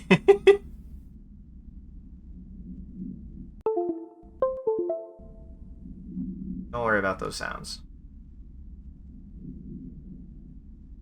I think it's you. Ordinary. Details. Details are largely based on interviews conducted with Dylan Faden, see interviews, and for relevant information, and the obtained therapy sessions of Jesse Faden, as well as circumstantial evidence found at the Ordinary site. Note that accounts provided by all three sources contain conflicting data. Example, DF claims there were 8 slides for the projector. JF mentioned 9 slides. The Bureau found 1 intact slide, designation 36, and the burnt remains of 6 others. Unfortunately, these slides are too badly damaged to be used in the projector. Jesse Faden is believed to be the individual responsible for burning the slides. Notes. Dr. Darling has ordered that the entirety of the Ordinary town dump be brought to the Bureau for examination and analysis, with the hopes of finding additional slides or other altered materials. Due to the limited space in the investigation sector, this AWE will be investigated in the containment sector. They said it. Does the secure contain? Did they have a protection center? I wasn't listening. Probably somewhere. Interacted with that. Couldn't remember which direction I had come from. I got turned around. Everything looks the same in this place, okay? Ah! We found the Ordinary dump. It's the whole thing. The whole landfill here in the middle of New York.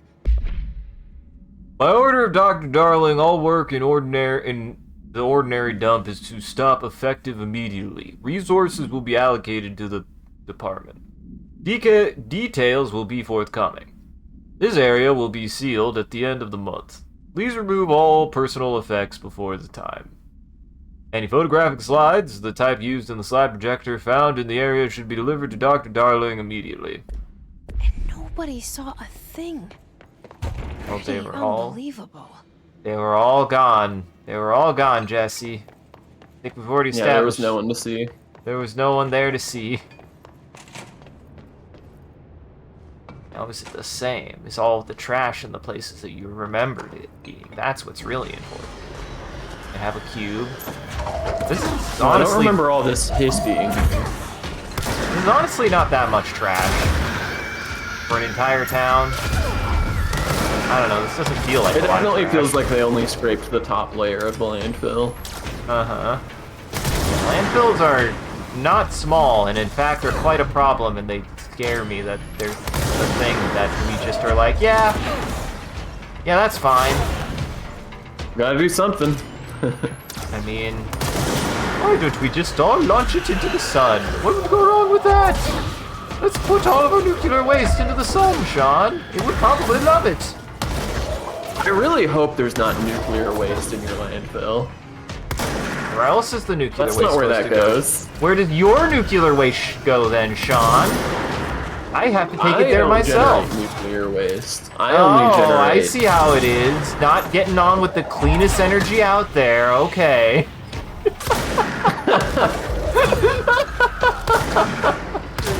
I mean, nuclear is always cleaner. talks about nuclear waste. Nobody ever talks about solar waste. I mean, the sun does cause cancer. I think that makes it pretty wasteful. Does that make humans solar waste? A little bit, if you subscribe by the idea that you're made out of stardust, because you're a beautiful creature. I mean, I think we are made of stardust. I think Yeah. that's pretty much. You were shit out by the everything sun. is stardust. Uh-huh. How does it feel to be star shit, baby? Look, I just finished rewatching Midnight Mass, and they talk a lot about everybody being stardust in that show. True. It's great. It's one of my favorite things in that show, is their discussion about all of that. It's a very good discussion. It's one of my favorites.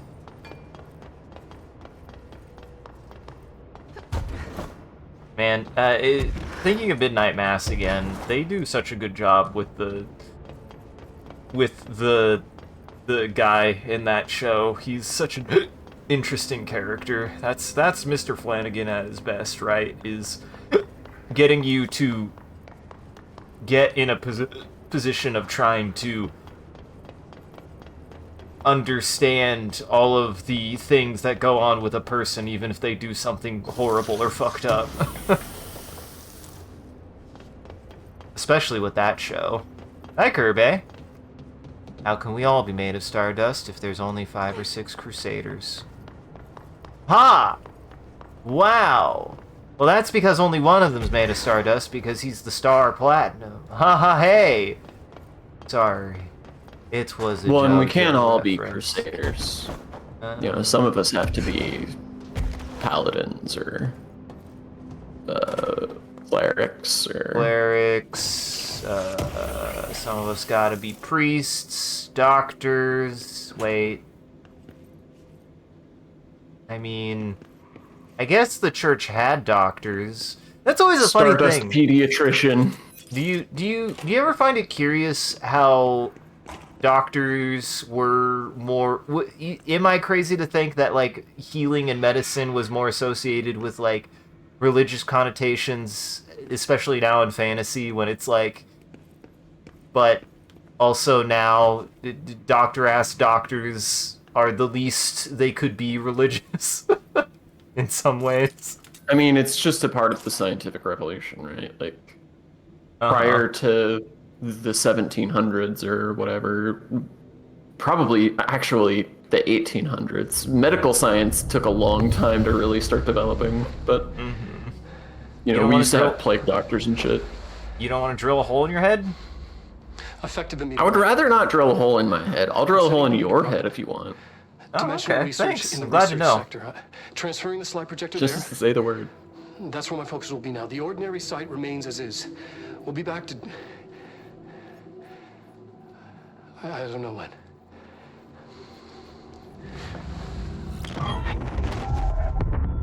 Darling Doing took okay the there, projector darling? to the research sector. He dedicated a whole area to it, so he knew it was important. Dimensional research. That's where we go next. Hi, Dylan. Dylan. Dylan. Dylan. Dylan. Man. Do you think we'll ever run out of people to show Marble Hornets to? Because it's entertaining to me how many times a year we sometimes watch the first season of Marble Hornets. I do find it funny how I'm just your ringer to be like, hey, I need backup to make somebody watch Marble Hornets. How dare you? This time I told it was like, hey, we're gonna watch Marble Hornets, do you want in? Because I know that you're obsessed with that as much as I am. And it turned out to be a good thing, because the person in question really liked found footage and hadn't seen Marble Hornets yet. I should ask them if they want to see the rest of it, because I still think they would like the rest of it too. It's good. I still think the whole thing is like good, and that first season is like just peak. That first season is the height of it, but the rest of it is still good. I still like a lot of what it has to offer. Wolf Globe. Background. The item was found in the penthouse suite at Toronto, belonging to David Wolf, who was being investigated for illegally dealing in altered materials. See case 13HQ37. Bureau agents raided his penthouse and found numerous paranormal belongings, including... and this item. Mr. Wolf was arrested. Supplementary materials. Article from the Toronto Daily. So, why would a 36-year-old Bay Street investment trader, filthy rich, married to a model, disappear overnight? That's the question that kept Toronto high society up at night this past week. Police say it's being looked into. Some nutjob radio show in the States claims he disappeared to join the Illuminati, but it's this reporter's opinion that Mr. Wolf, bored of his job, sick of his family, left it all behind to retire in some remote beach paradise. Now he's sipping Mai Tais while the world thinks he's dead. Now, who do you think that was, Sean? Who do I think Mr. Wolf was? No, who do you think that voice was?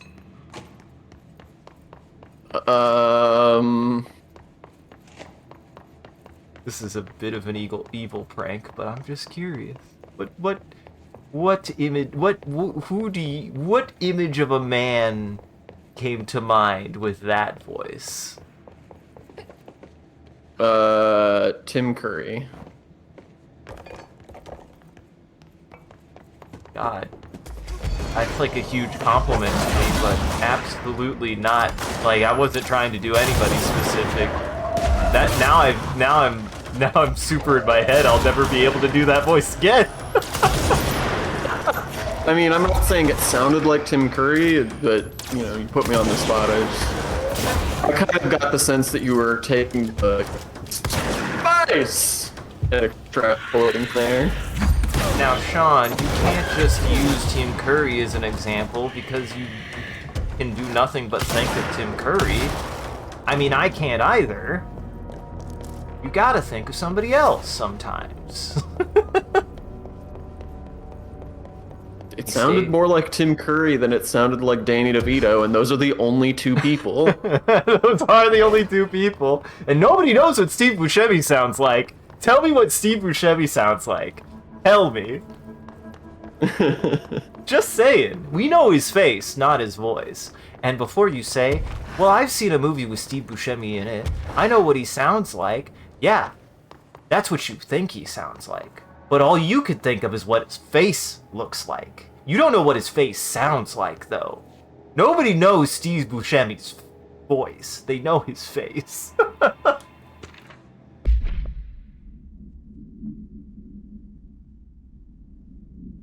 Does it ruin this bit that he does have a pretty distinctive voice? I mean, is that bad for your joke? He has a... hey, Mr. Buscemi, you're a wonderful... I'm sure you're a wonderful guy.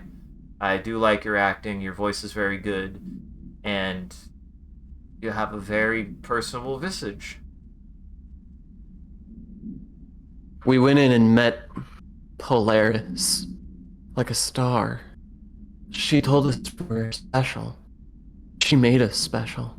It felt like being born, or reborn. The world fading in for the first time. Familiar, but somehow different. JF Therapy Session 2010. Polaris told us how to turn off the projector. The dung monkeys and the knot mother were coming straight at us. Dylan was crying. I turned it off and they were gone. It was over. I took all the slides and burned them. All of them except my hand. JF Therapy Session 2010. Unconfirmed existence of paranatural entity, designation Polaris. Well, I don't think you guys have to hypothesize whether or not Jessie burnt the tapes, because she did in fact say she burnt the tapes. Unless they're assuming she could be lying, to which, I guess, I'd have no reason to think she's lying, but maybe I'm just too trusting. Maybe I'm just a trusting person.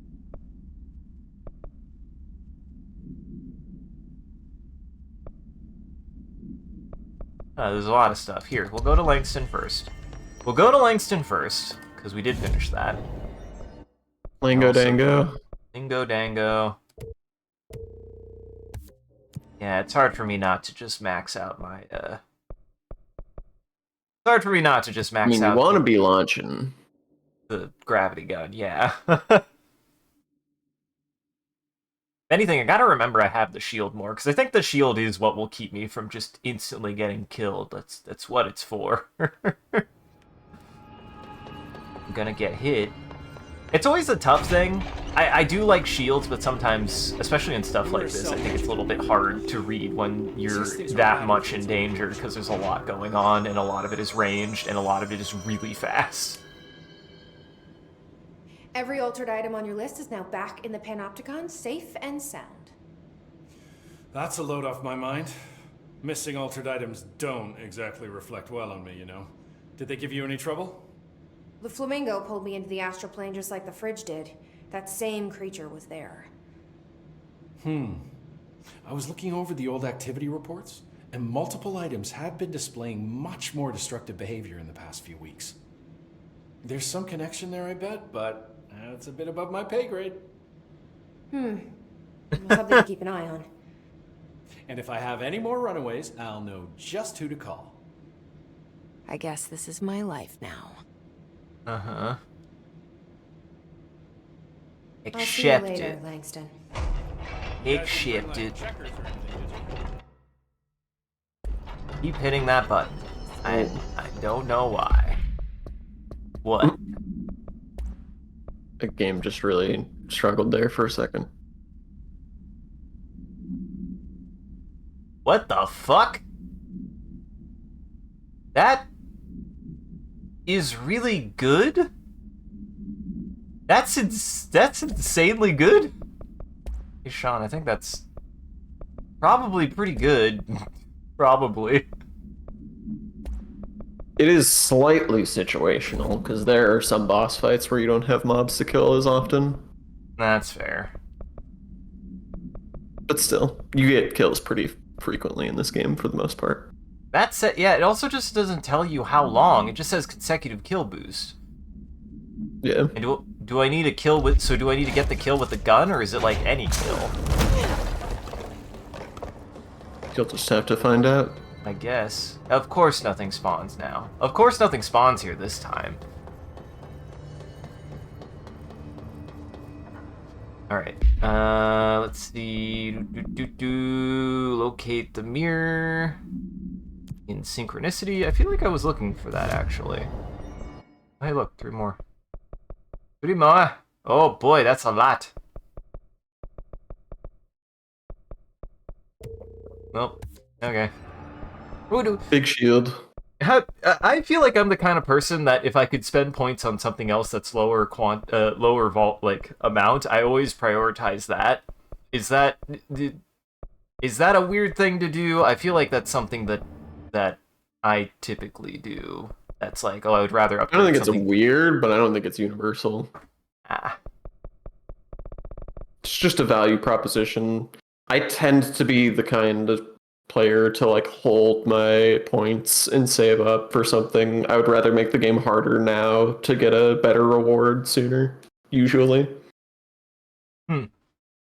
Yeah, because I'm very much, I always like incremental increases, and unless it's like something I really, really want, or if I get like a bunch of stuff, like I usually like prioritizing lower rank stuff before moving on to the higher rank thing. Yeah, also I mean, depends on the it's tree. contextual too. Like exactly. It depends on the tree. Mirror, mirror. Collect the mirror. Oh yeah, I can come this way now. Surely. That's it. Why'd they keep an altered item here? Are you the mirror? Are you the mirror? Debrief for Mirror Excursion 7C. Subject Seems is like. Agent Hardy. Hardy spent approximately 3 hours in the Oh, mirror. it's one of the longest time it's on also record. just straight up a Can you describe your SCP that experience exists. inside, Agent Hardy? Well, not cool.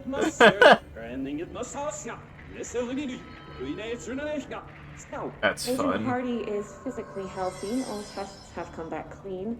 Yet the speech issue has persisted for hours.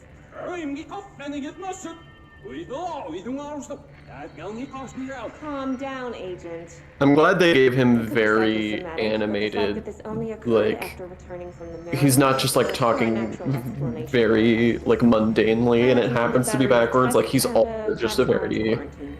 animated speaker. It's very fun, actually. We're back to tape. What's he say? Altered item examination proposal. AI-60, aka the mirror.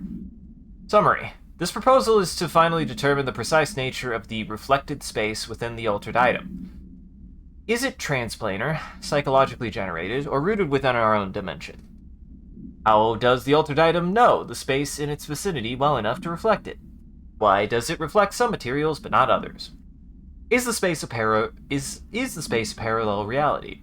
If so, then we need to consider that while we possess this physical end of the mirror, someone else owns the other.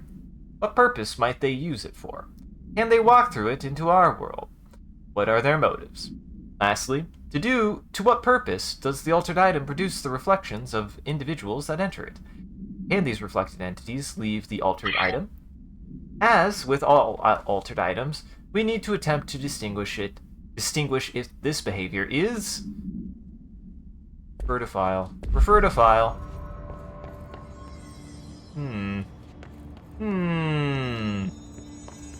Fashion. What's up here?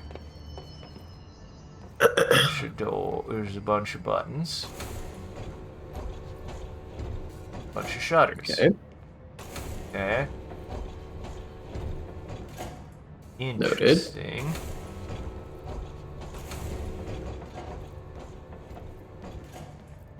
Oh, here we go. Reading material. Your turn. Altered item behavioral study, AI-60, containing the reflection. AI-60, the mirror, does not reflect its surroundings with perfect accuracy. The environment seen in its glass contains slight distinctions. It is unknown why the mirror does this, if there is any. Then it's something we can't perceive. The popular theory is that the mirror has a goal in mind, that it reflects the world it wishes were real, subtly replacing our reality with its own. While certainly far-fetched, the theory is worth noting here as a warning not to underestimate the mirror. The specially designated black rock panels have been installed to prevent access, from our side or the mirror's. For added security, a particular arrangement of panels is required to open the door. Okay. Uh-oh. Alright. A puzzle. It's a puzzle, Sean. Of course it's A puzzle. There's an ad. Yay! An ad coming. Make sure to always take your strongest weapons when confronting advertisers, much like What's this your meter. strongest weapon? My strongest weapon is probably the cast iron pan we have downstairs. I feel like... Was it... No, that wasn't a thing in Home Alone. I definitely know it was in a Dead Rising, but there was a pretty brutal Dead Rising kill that you could get where you take a cast iron skillet and you put it on a burner and heat it up and then take it off, and then you could just hold it up to zombies' faces. And just hit them with the scalding pan. Dead Rising is also... Man, I know that era of Capcom is usually considered its, like, weakest era, but I still think they had stuff like Dead Rising coming out, and Dead Rising is one of those games that I've always been curious enough about, that I've always wanted to go back and give it an honest shot. It's a very weird game. Yeah. It's, I mean, hey, it's a photography game, so... It's true. This is true. It is a photography game. It's all about taking pictures of zombies and shit. I am beautiful. They will never... Wow, I've really got it now. I've figured out how to do this consistently. This is what it looks like to be a para-utilitarian, everybody. This is actually what it looks like. Do you see my powers? I see. It looks uncomfortable. I feel safer already. My helmet is mounting within my cube of protection. Nothing penetrates. Nothing gets inside. Oh, speaking of Mr. Flanagan, we need to watch more Mr. Usher. I enjoy the first episode. I've only seen the first episode at this point. It's the only part of the show I know. I've seen it twice. It's a good episode. It is a good episode. I like it a lot. I think like what it does best is all of the like more subtle things. I really am a big fan of the conversation that Usher Senior is having with the... What is he? He's not a... What is he? A state attorney? He's a state attorney? Is that what he is? Is that what he does? Yes. I like that conversation they're having, and he says that his mother is behind him, and then the state attorney, like, brings up a very fair, like, you know, kind of, like, psychological ploy tactic that would be valid, but very subtly, if you're not paying attention, she actually is. There's a lot of stuff, like, a lot of the eye movements that I can't remember what Grandpa Usher's name is. Sorry. Usher. Is it just Usher? Do you not have a... He's the famous musician artist, Usher. You're not helping. Why aren't you helping? You don't like Usher? I don't think I've ever heard Usher, actually. I probably have, I just can't think of what they do. What is it? What is Usher? Say, what would I know? What would I know by Usher? I think there's one Usher song I know, and I suddenly can't think of it. I can't think of the one Usher song everyone fucking knows. I mean, he was not... I wouldn't say it's just one.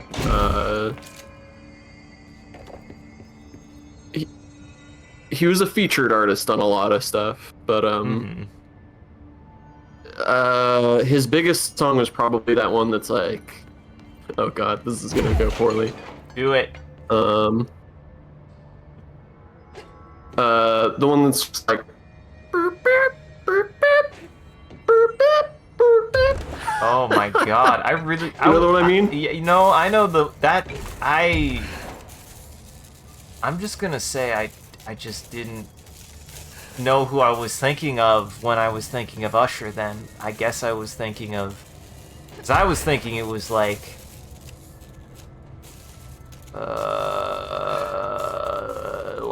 like a alt rock band. I don't know. Now I feel like a No, freaking he's like a moron. pop hip hop Yeah, guy. he's a pop hip hop guy. Alt rock. God, I can't even Boy, think of that's the. funny. Because then Blink 82 came to mind. I was like, that is not who I'm thinking. That is not who I'm thinking. I'm thinking of. Like, I'm thinking of like indie punk or something. Weird. Like, I have no Weezer. idea who you I could was have thinking of mixed Weezer. up. Amazing.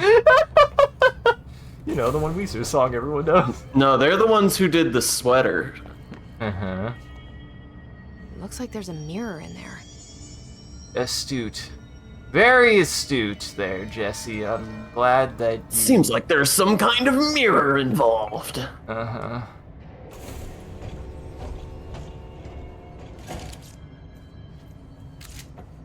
Now this is... So they gave me a clue to... avoid modern technology.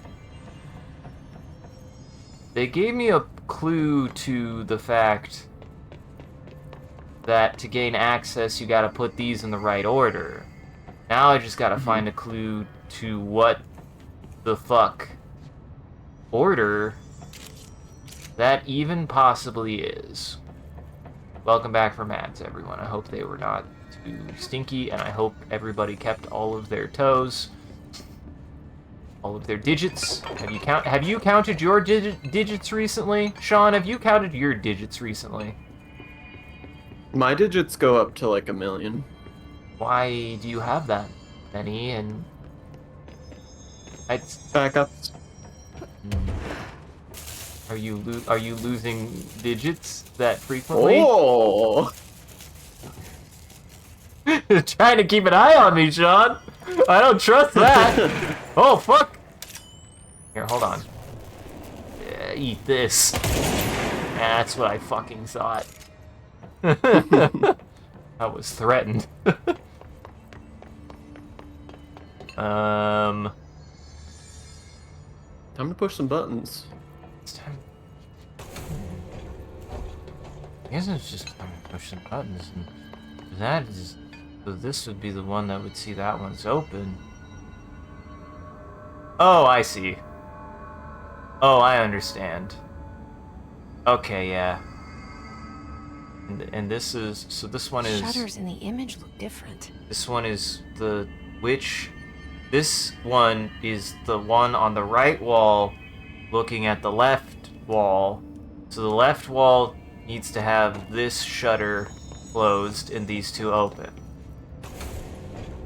Sean, I'm using my brain for actually a shutters do. Pretty clever. This is a pretty clever puzzle. I like this one. Neat. One on the...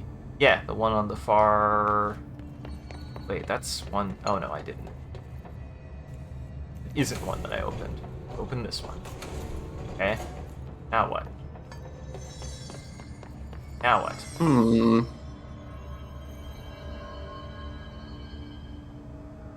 Now what, Sean? That seems right, unless... Did I fuck up how a mirror's reflection works? I might have fucked up how a mirror's reflection works, didn't I? So wait, is this... Okay. The camera can see itself. This is the right wall. God damn it, Sean. I got... Yes. Yes? Yes. This one needs to be open. This one needs to be open. This one needs to be open. Just need to reverse them all now.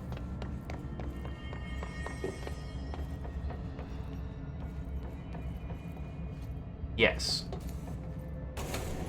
John, I know how mirrors work, I promise.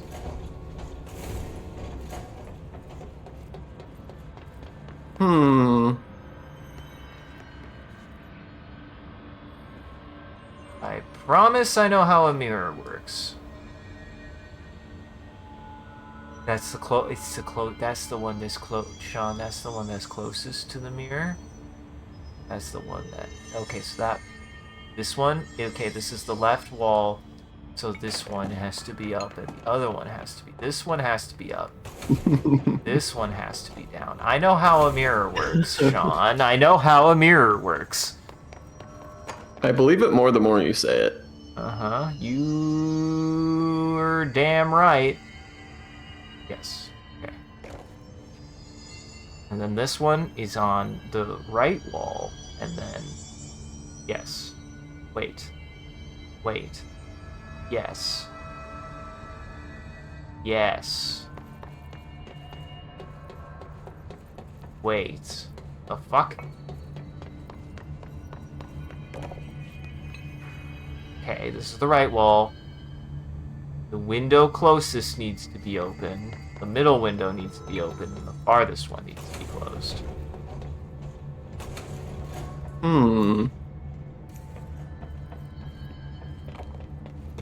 Sean, I feel like I'm reading it correct, but somehow something is not clicking.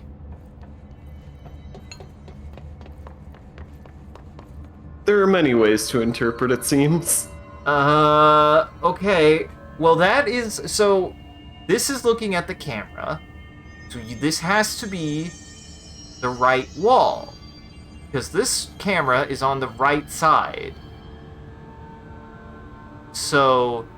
And the objects... The window closest to the mirror and the window in the middle are open, and the window farthest away is closed.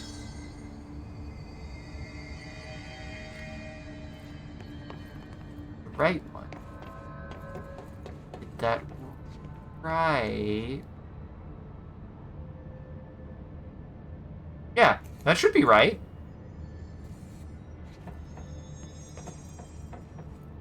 Yeah, Ron, am I being dumb? I don't know. Unless... Am I...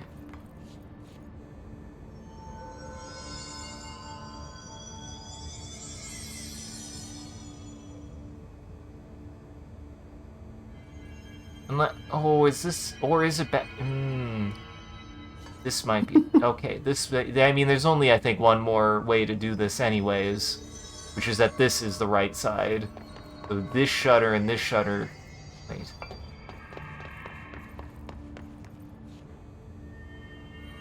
No, the farthest shutter needs to be open, and the other two shutters need to be closed.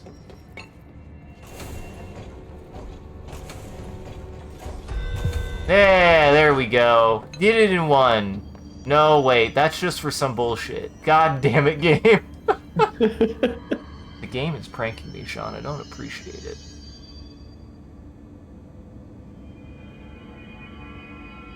I mean, what's funny is you're right that there's literally only two ways you could interpret this, I feel like. Are the shutter closed? Are the two open?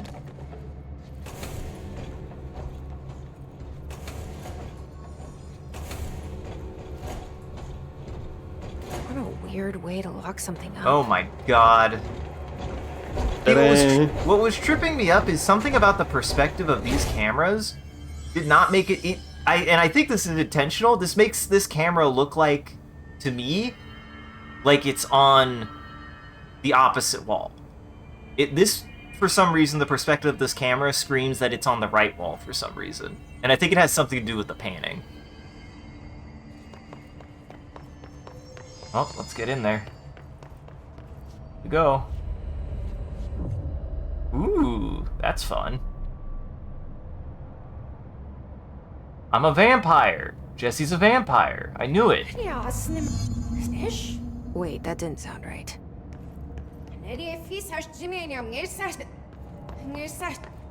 Yeah, that's not good. That's fun. What is this, my house?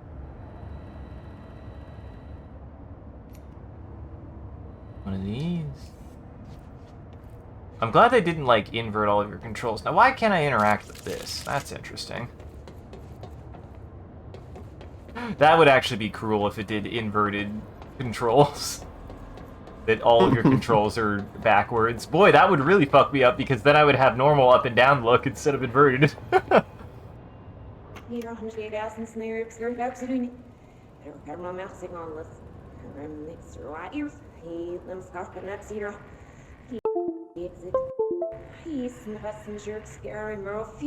What? I can't understand you. You need to listen.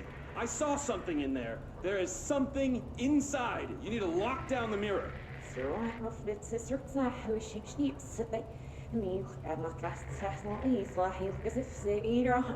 Why are you talking like that? What's wrong with you? All of you? There's something in that fucking mirror.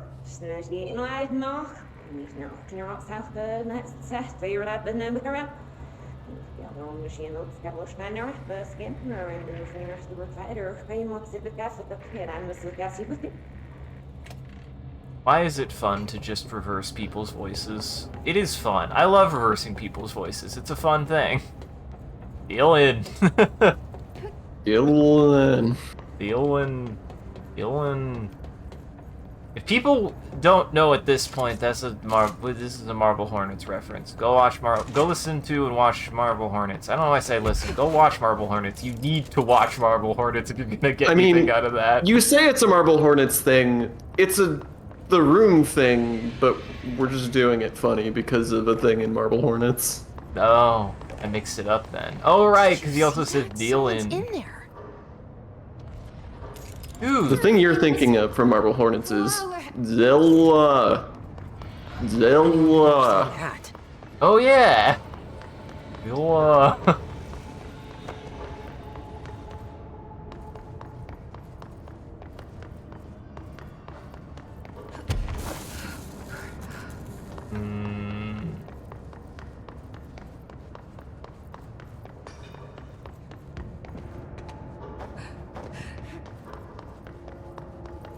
I was not listening to her again. Oh.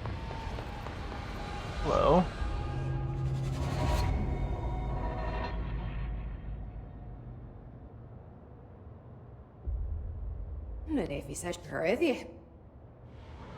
Sure. Sure. Sure, I guess. Oh, I like that everything's reversed. It's the mirror world. What is it about a mirror world that just... Ooh! Hello!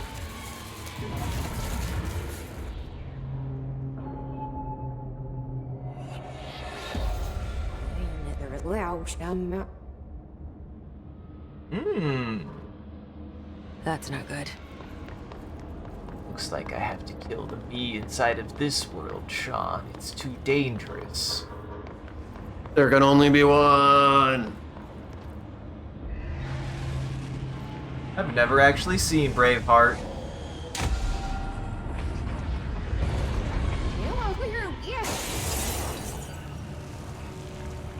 Oh, nuts. Out.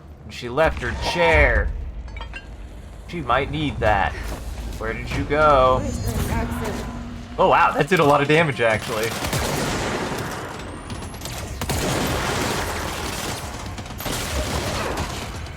Are you prepared to defeat Essage? As long as I can fight Dylan and Zalad.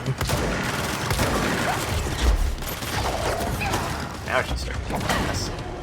Nothing but pale imitation. I killed her. Oh, nope, she's back. Another one. Don't you do that.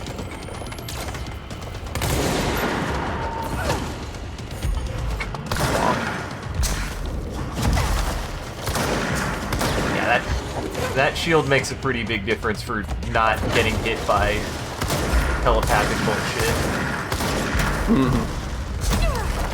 Yeah. I think they expect you to use the shield when anyone's throwing shit at you. Or at least dodge your shield, but definitely the shield makes a huge difference. Jesus Christ.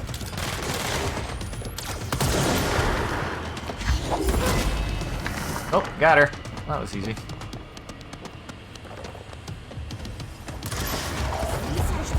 Stop that. Hey, put that down. Okay. Hey, I negated the damage just in time. That was fucking good.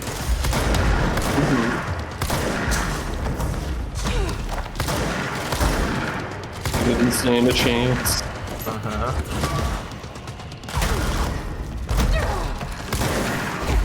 Oh boy. Ow. Hey, that's a...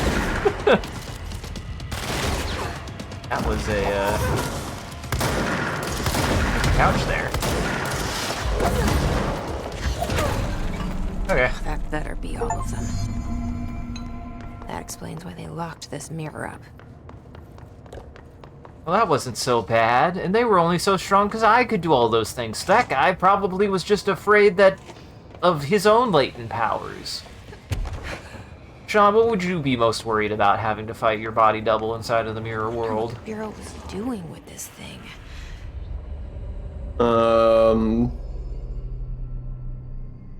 Mutual disinterest. And I'm sitting here like, oh fuck, what if my body double tries to seduce me? Fuck. Well, it's cleansed now. This is gone. Are you just... So are you saying you'd get bored of each other very quickly? Is that the tactic? Yeah, I mean, I don't have any particular combat abilities. We would just not have anything to do. Yeah, you wouldn't be able to share anything. You've all seen the exact same pieces of media. I mean, we're also physically incapable of communicating. That's also fair. What if they... What are all the things that you would hate most that it would like? Then you would have to kill it, I think.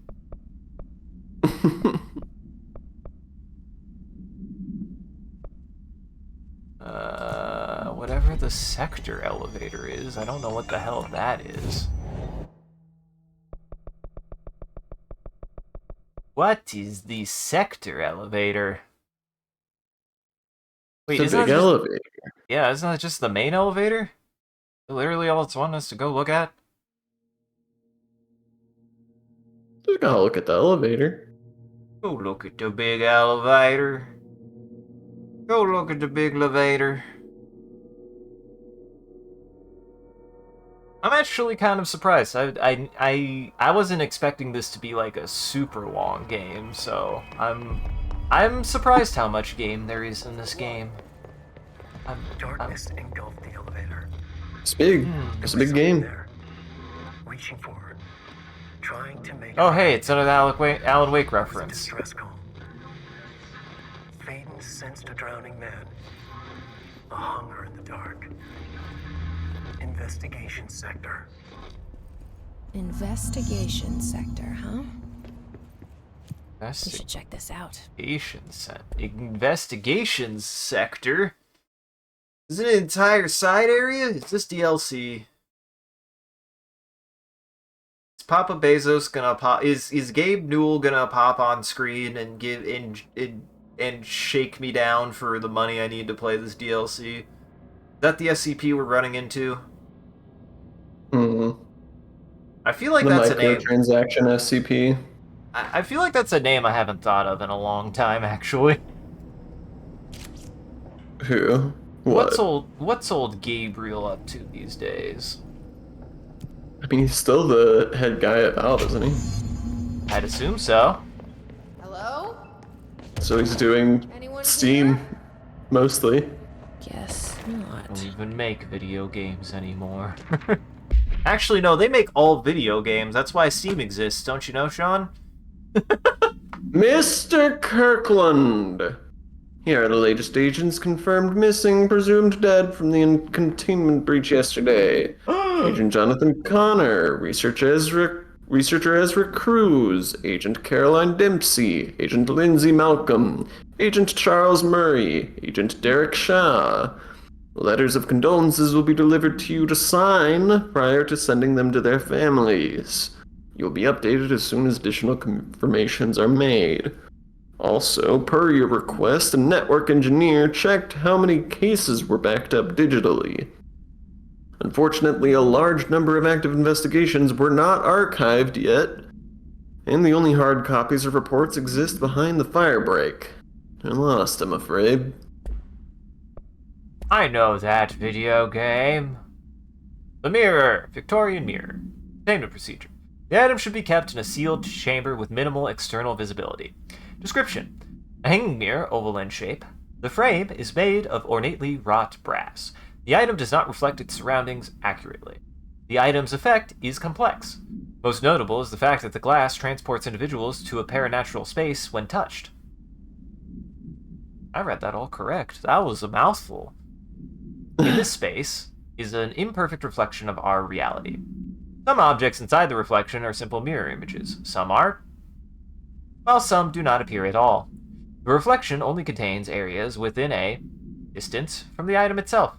Relocating the item has proven that the reflection changes to depending on its surroundings. Agents have been sent in to explore the reflection. Has been observed in the test subjects sent inside, believed to be psychosomatic. Prolonged exposure to the reflection is not advised. Okay. Seems a lot more crowded than the rest of the Bureau. Say that. Say that as a joke, but the Bureau's not that crowded. Official findings report. RE Dr. Casper Darling, internal confidential. Per authorization from Mr. Kirkland, internal investigation DO-845 was launched in the ethical practices of Dr. Casper Darling, head of research. Despite the accounts of Anonymous regarding inhumane treatment of a currently housed in the Bureau, our official findings regarding this were inconclusive. Numerous obstacles arose during this investigation. The majority of sector personnel seem to be wholly unaware of any such contained there. One confirmed the code name to be, but all files pertaining to that name were inaccessible, being classified under the highest clearance level. Investigators were similarly blocked from entering the research wing to interview its staff.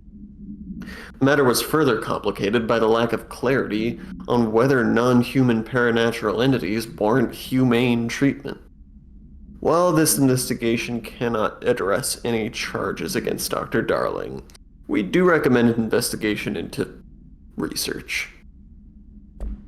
Investigate research. Investigate research. Casey. Investigate research. Casey inquiry. Mr. Dennis. A request came through recently from an FBI agent asking for all our files on Bright Falls, specifically on the disappearance of the author Alan Wake. Per the Interagency Information Exchange Agreement, I had some paper pushers gather up a folder on all of the pre-approved files. Don't worry, all the inappropriate material is either missing or redacted. But I'm writing to let you know that we received this request from a special agent named Alex Casey. Sound familiar, right? That's because Alex Casey is the name of the fictional detective in those hard-boiled crime books Alan Wake wrote. Pretty interesting that an FBI agent sharing a name with the most famous character Wake wrote is looking into a case dealing with a writer's fiction coming true. I think this is worth looking into. What's your opinion? Just give the word and I'll start surveillance on this guy. Special investigator, please. Please. This is a very real fake man. There's a lot to read here. Burrow Tractor. Note. Miscommunication led to a local coroner examining the body of William Burrow. Burrow William, male, Caucasian. Case summary. 33-year-old man found dead on his property per police report. Remains obtained for coroner's office also include blood, urine, bile, stomach contents, and bone fragments. Autopsy findings. Blunt force injuries, head, A. Lacerations, left ear, cheek. Blunt force injuries, extremities. Dislocation right knee. Complete avulsion of the right upper extremity with associated fractures of the proximal right humerus. Extensive trauma, abdominal region. Complete avulsion of multiple organs, including stomach, heart, liver, pancreas, kidneys, and portions of the large and small intestine, all missing from scene. Conclusion? It is my opinion that Mr. Burroughs' death is not the result of a mechanical accident as claimed by authorities. The removal of organs is consistent with animal attack. I see, so the tractor is secretly eating people. My favorite.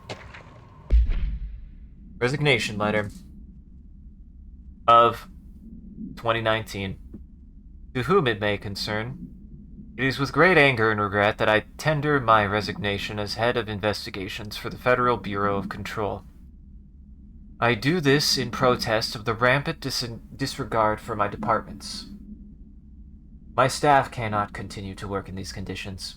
Previous requests and warnings have fallen on deaf ears, so I must now rely on my actions to speak louder than my words ever could.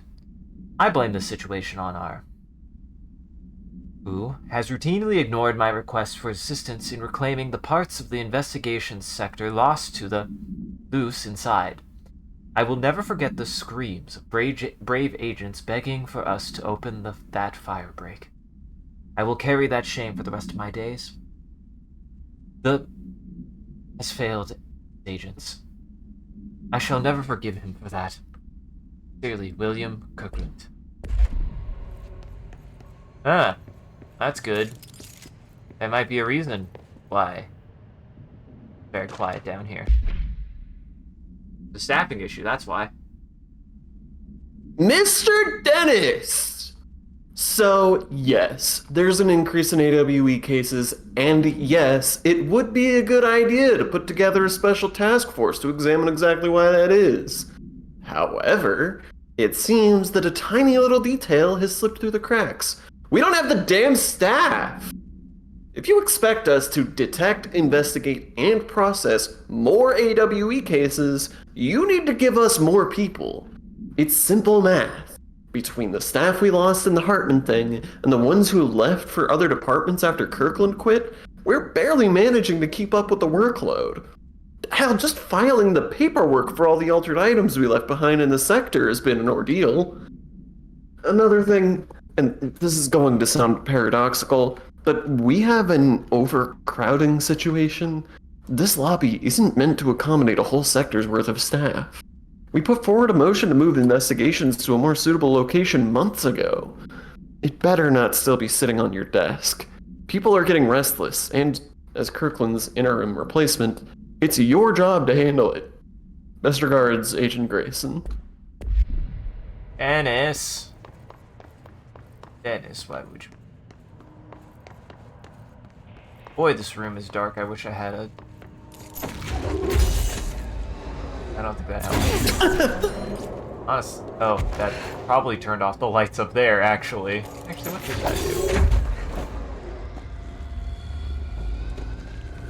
Oh no, that should turn off the lights. They're broken. The lights, they're broken, Sean. They're broken! You're powering nothing. It's just a giant, dangerous parking light now. To Chief Investigator Dennis, it happened again. Third time this year. Something certainly has it out for our... Could be raccoons. The locals certainly complain about them enough. But why the hell would raccoons keep going after a monitoring station? Doesn't add up.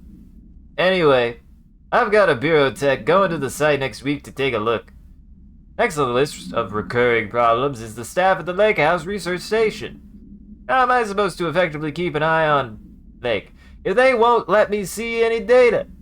Hell, I don't even know what they're researching out there. We need to petition them again to share their info with investigation agents. It's only a matter of time before this hits again, and I want to be prepared. Anyway, if anyone at HQ asks why the Bright Falls report is a little thin this month, tell them it's because we couldn't take any readings. In the meantime, I might investigate in some raccoon traps. Sincerely, Agent Estevez. Ooh, there's a lot in this room, Sean.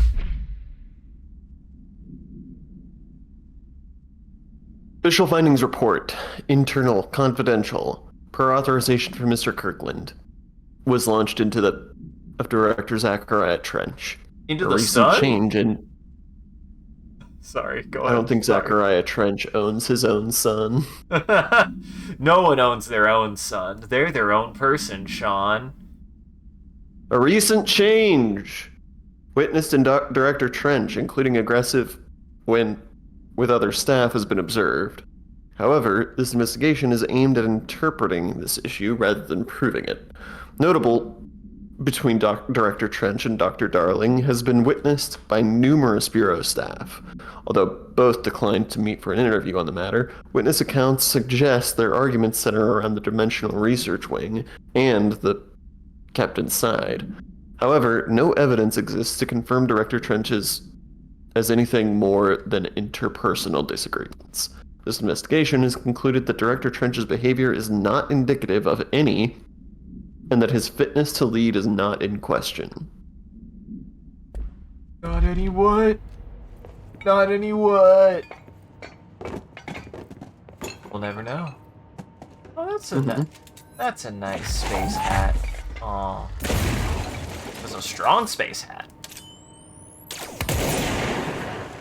It's gotta be strong to survive space. Yeah, I did kind of shoot a hole straight through it, though. That's unfortunate. Kirkland, I'm growing tired of your blatant attempts to lay your incompetence at my doorstep. I know you want this to be true, but you are head of investigations. This failure is your responsibility. What did you think would happen, holding a dangerous specimen in investigations? The containment sector exists for a reason. They're better trained and better equipped for this type of work. In fact, they have admirably taken a certain AWE monitoring responsibilities that your staff are no longer capable of. This happens more and more now. And don't think your petty internal investigations has gone past my notice. You are a worm. Everything I've done has been for the benefit of the Bureau. The Prime Candidate program only failed because of Darling. You're both failures, plotting against me. You're traitors, but the truth will emerge out of you. You're choosing to become my enemy, Kirkland. You don't want to be. Zachariah Trench, Director of the Federal Bureau of Control. In space. Hilarious.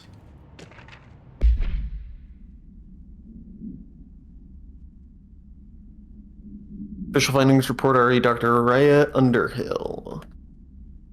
Dr. Rhea Underhill is a professor at the University of Woodrow in the United Kingdom, where she teaches biology with a focus on botany. Dr. Underhill once worked with the Bureau as a parabotanist stationed in the research sector of the oldest house. She served with no incidents or demerits and is praised by those who formerly worked with her, including Dr. Darling. Dr. Underhill has no known connections to paracriminal organizations or any record of breaching her NDA since leaving the Bureau. Her civilian behavior has been ideal, with the exception of an ongoing personal relationship with Dr. Darling that appears to have begun during their time as co-workers in the research sector, and revisited intermittently ever since. Depending on the duration of her work in the oldest house, it may be required to have both parties sign a relationship clearance form. His investigation has found no compelling reason to deny Dr. Darling's request to offer Dr. Underhill an interim position with the aim of finding a solution to the mold threshold issue. Yes, what a good company. They at least allow you to run a process to get permission to have a relationship. That's just called boundaries. I think.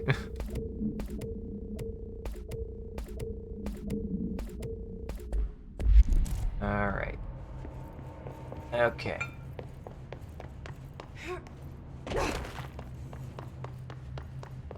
And yes, I think that's everything. Yeah, I don't think I can get to. Maybe can I get? Oh, I can. I in fact can get in there, Sean. There is more. Never mind.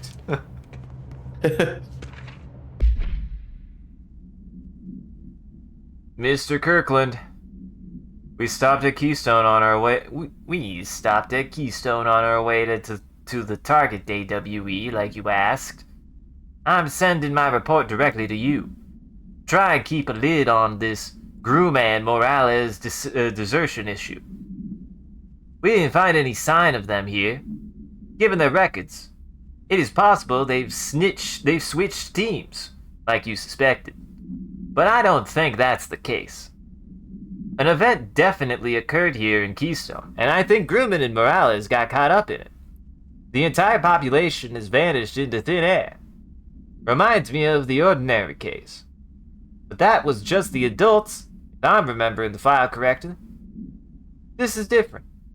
I think the guys are casualties, not traitors. If it was an AWE, it seems to be over. We walked through the whole town, and the only strange thing we noticed were markings on the various buildings. 2 overlapping circles with a dot in the shared space. Could be unrelated. I'll show you the pictures when I get back. In the meantime, you should send a team out here to cordon. I don't know why cordon's a weird word to me. You should send a team out here to cordon this place off. Maybe get the comms guys working on a cover story. Sincerely, Agent Keenum. Apparently investigation's not doing so hot. Oh, I know where a battery is doing nothing. Me. I know where a bathroom is that's doing nothing. What is your bathroom supposed to be doing something? I need that bathroom productive. Per authorization from Mr. Kirkland, Internal Investigations P-142-9 was launched into the legality of the Prime Candidate Program by the Federal Bureau of Control. Since all known subjects relevant to the investigation used executive privilege to decline interviews, very little first-hand information was gathered. However, anonymous sources and documentation declassified by Mr. Kirkland both paint an alarmingly clear picture of systemic and were brought into the oldest house and placed under examination and testing with the aim of appointing one as director upon maturity. This program has produced no successful cases and only resulted in the traumatic of paranaturally inclined. Not only is this in breach of the Ash Act, but it flies in the face of basic human.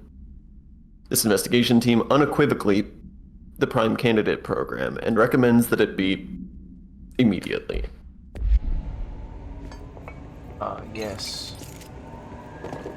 My favorite. Human brains. Factor procedures. Item is not in bureau custody. None known. Description: a Frank Elk tractor, olive green. Dried blood on the grill when last seen. Oh god. Had to sneeze. Item is capable of vocalizations, responses, or growls, and unmanned locomotion. Considered highly aggressive and dangerous. Background: the item first came to the Bureau's attention after the death of William Burrow. That's gonna get confusing. Owner of the Burrow Farms outside of Trenton, Texas. Local authorities arrived on the scene after an employee found the mutilated body of Mr. Burrow beneath its tractor. Police arrived, but were immediately driven away by the tractor. Panic calls to federal authorities were intercepted by Bureau communications staff. A team was dispatched. Upon arrival, the agents approached the item. It responded by growling like a bear. 3 agents were injured when they tried to detain the item, which escaped. Aerial searches for the item are ongoing. Speaking to Mrs. Bureau only revealed that she had a domestic altercation with Mr. Bureau earlier the night of the incident. Whether these events are connected is currently unknown. Oh darn! It's one of them tractors inhabited by the spirit of a rabid bear.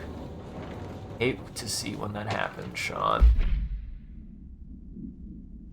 The purpose of Internal Investigation X-039-7 is to examine the containment failure of specimen SI-1 that resulted in the deaths of agents. An inspection report of the containment equipment 3 days earlier showed no faults. Investigators suspect human error to be the cause, yet no department has provided any evidence to support this. Technicians were able to recover the researchers' notes on the specimen from the internal network. The specimen began displaying a sharp increase in aggressive cross-referencing that date with various logs found only 2 events inconsistent with the sector's daily routine. 1, the air filters were changed, and 2, an hour prior to the incident, a civilian named Alice entered the sector regarding an unrelated investigation. Given their connection to the same AWE case, it is likely that Mrs. Presence is relevant to the specimen's escape, and to the investigation is ongoing. Yeah, I think that's the best use of a redacted I've seen in this, is covering her name and being able to tie it back to Alice, that you know that's who they're talking about. I think that's the right way to use a redaction, in my opinion. At least.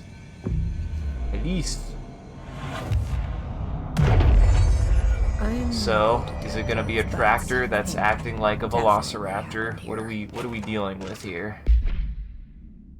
The Blessed Organization. Summary. This group of individuals has operated outside of the Bureau's notice for decades, perhaps longer, displaying a level of skill and caution rarely seen in paracriminal groups. A review of past cases has found various mentions of their activity over the years. I just spit all over my screen. Good. It's just, you just start talking and you just work up a little saliva and it just goes bleh, and you're just like, great. I probably need to wash my screen anyways. In 2016, a production company called Blessed Pictures was connected to an altered item case, as well as the death of an agent from exposure to illicit paranatural materials. In 1994, a Los Angeles-based public speaker named Chester Bless was involved in the illegal use of an altered item. In 1988, a business called Blessed Repair and Service was suspected of involvement with an object of power's case, perhaps even creating it. None of these businesses or individuals have ever been located. However, their connection to appearance of altered items and objects of power is too direct to be considered circumstantial. An arrest order has been issued for any persons believed to be involved with the Blessed Organization. Interesting. Blessed be. Bless up. Bless up. Always gotta bless up. Always gotta appreciate a good bless up. Well. Going there? No. Here we go. Do we know each other? This feels familiar. God damn it, Wake, what are you doing here now? I've forgotten it. I'm sorry. My name is Alan Wake.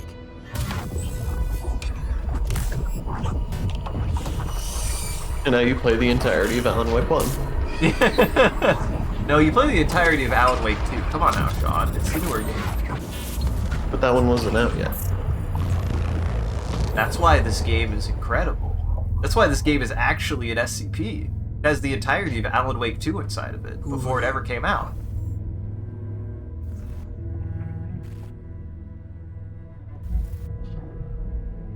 Who are you? Do I know you? I'm your friend Tom. Tom Zane. There's nothing to worry about. Tom. The poet.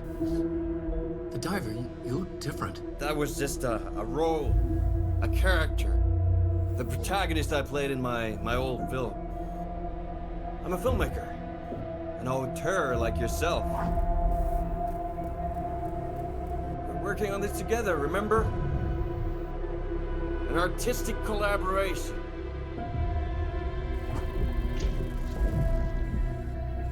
I don't remember there being this much Alan Wake in this game. Well, surprise, there's a lot. Hi, darling. I wonder if I didn't do investigations.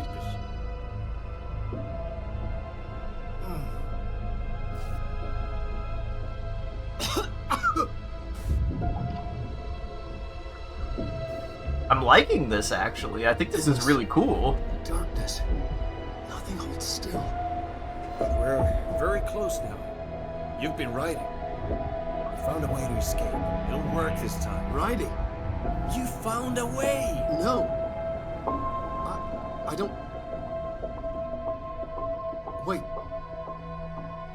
There's something. It's my double. He's out there. I've seen him. Yeah. Nothing to worry about. I'm dealing with it. It's fine, my friend. Let me handle him. You've met him? What the hell? Now, come on. You misunderstand me.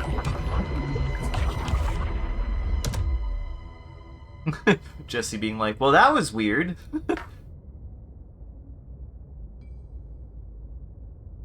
That was Alan Wake, the writer who went missing in that AWE case I read about. They might... Man, he sounds so important. Maybe they should make a video game about him. And Thomas Zane was with him.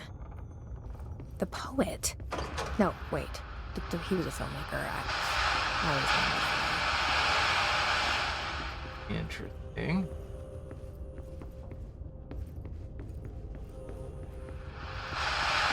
You. Turn that light off. Turn that sound off. It's bedtime. Turn all this shit off. Something. Turn that shit off. That's subtle. I like that. Wait. That wrong? I thought I heard that right. Ooh, that's subtle, he said, hearing a ghost. Uh-huh. I heard a train or something. What the hell? Yeah, I was about to say, that can't be it. It's not making no noise. There we go. Oh, there we go. Oh, no! Hope the motel doesn't get mad at me. I'm sorry. Devoured by hungry darkness, became the thing that had been Hartman. Broke loose, killed everyone it could, lurking, roaming, waiting. Then something else came, a resonance. The thing that had been Hartman went through another change.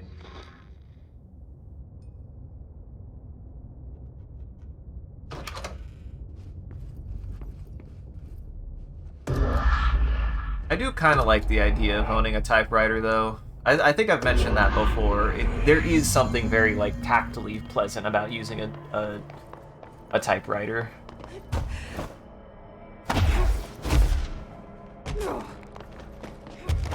They're clacky. Clicky clack.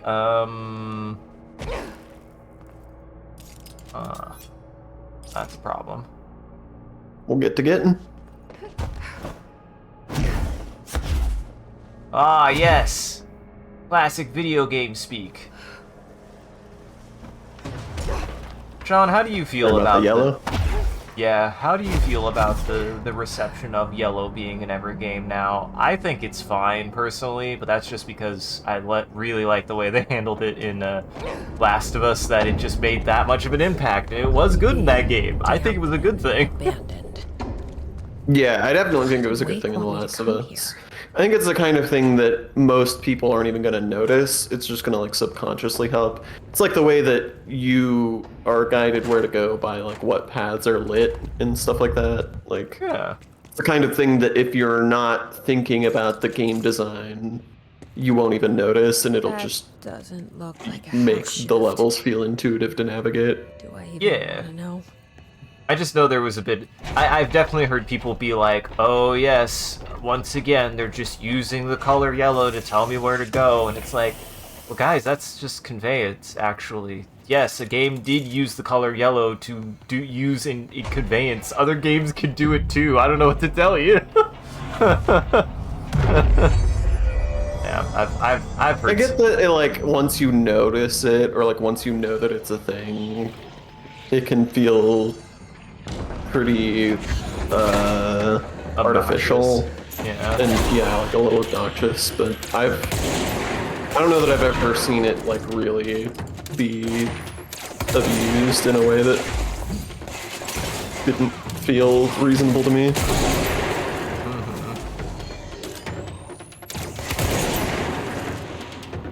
Oh, I see.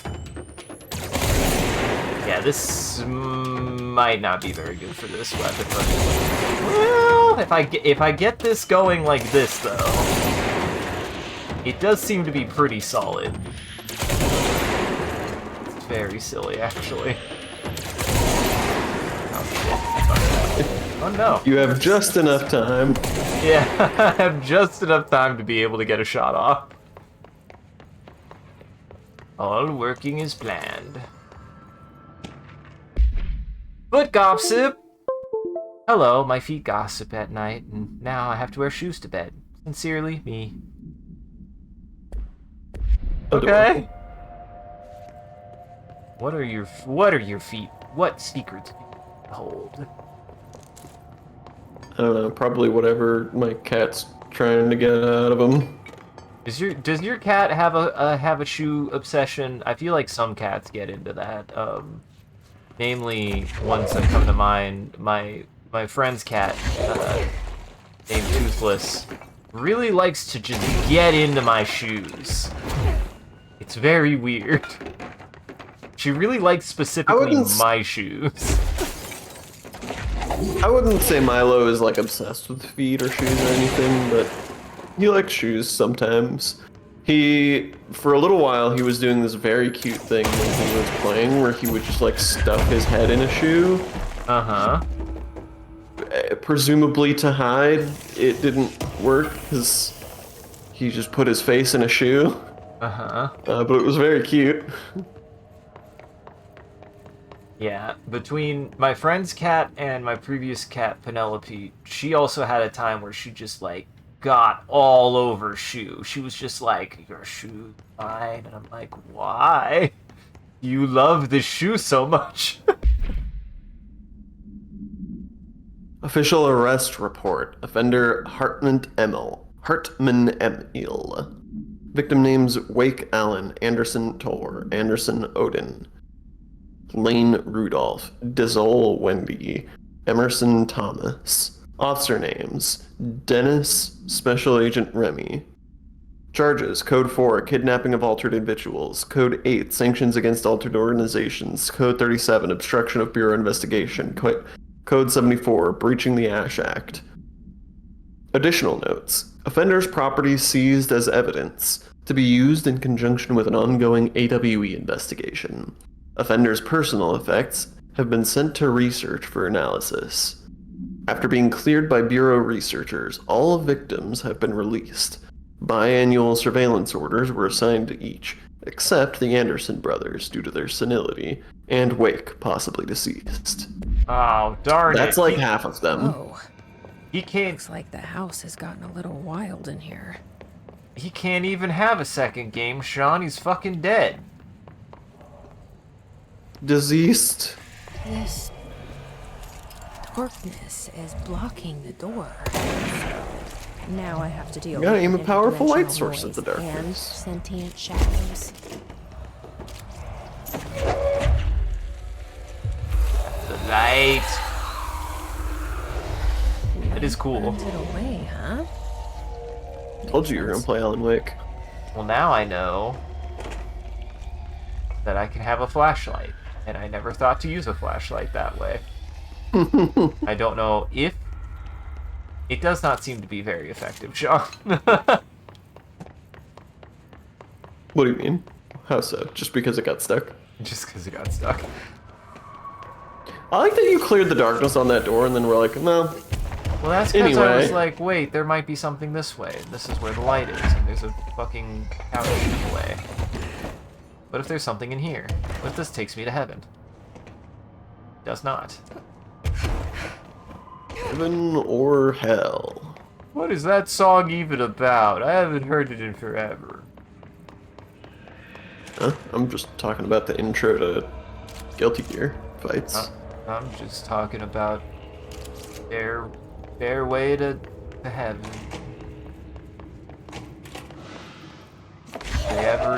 Do they ever even make it?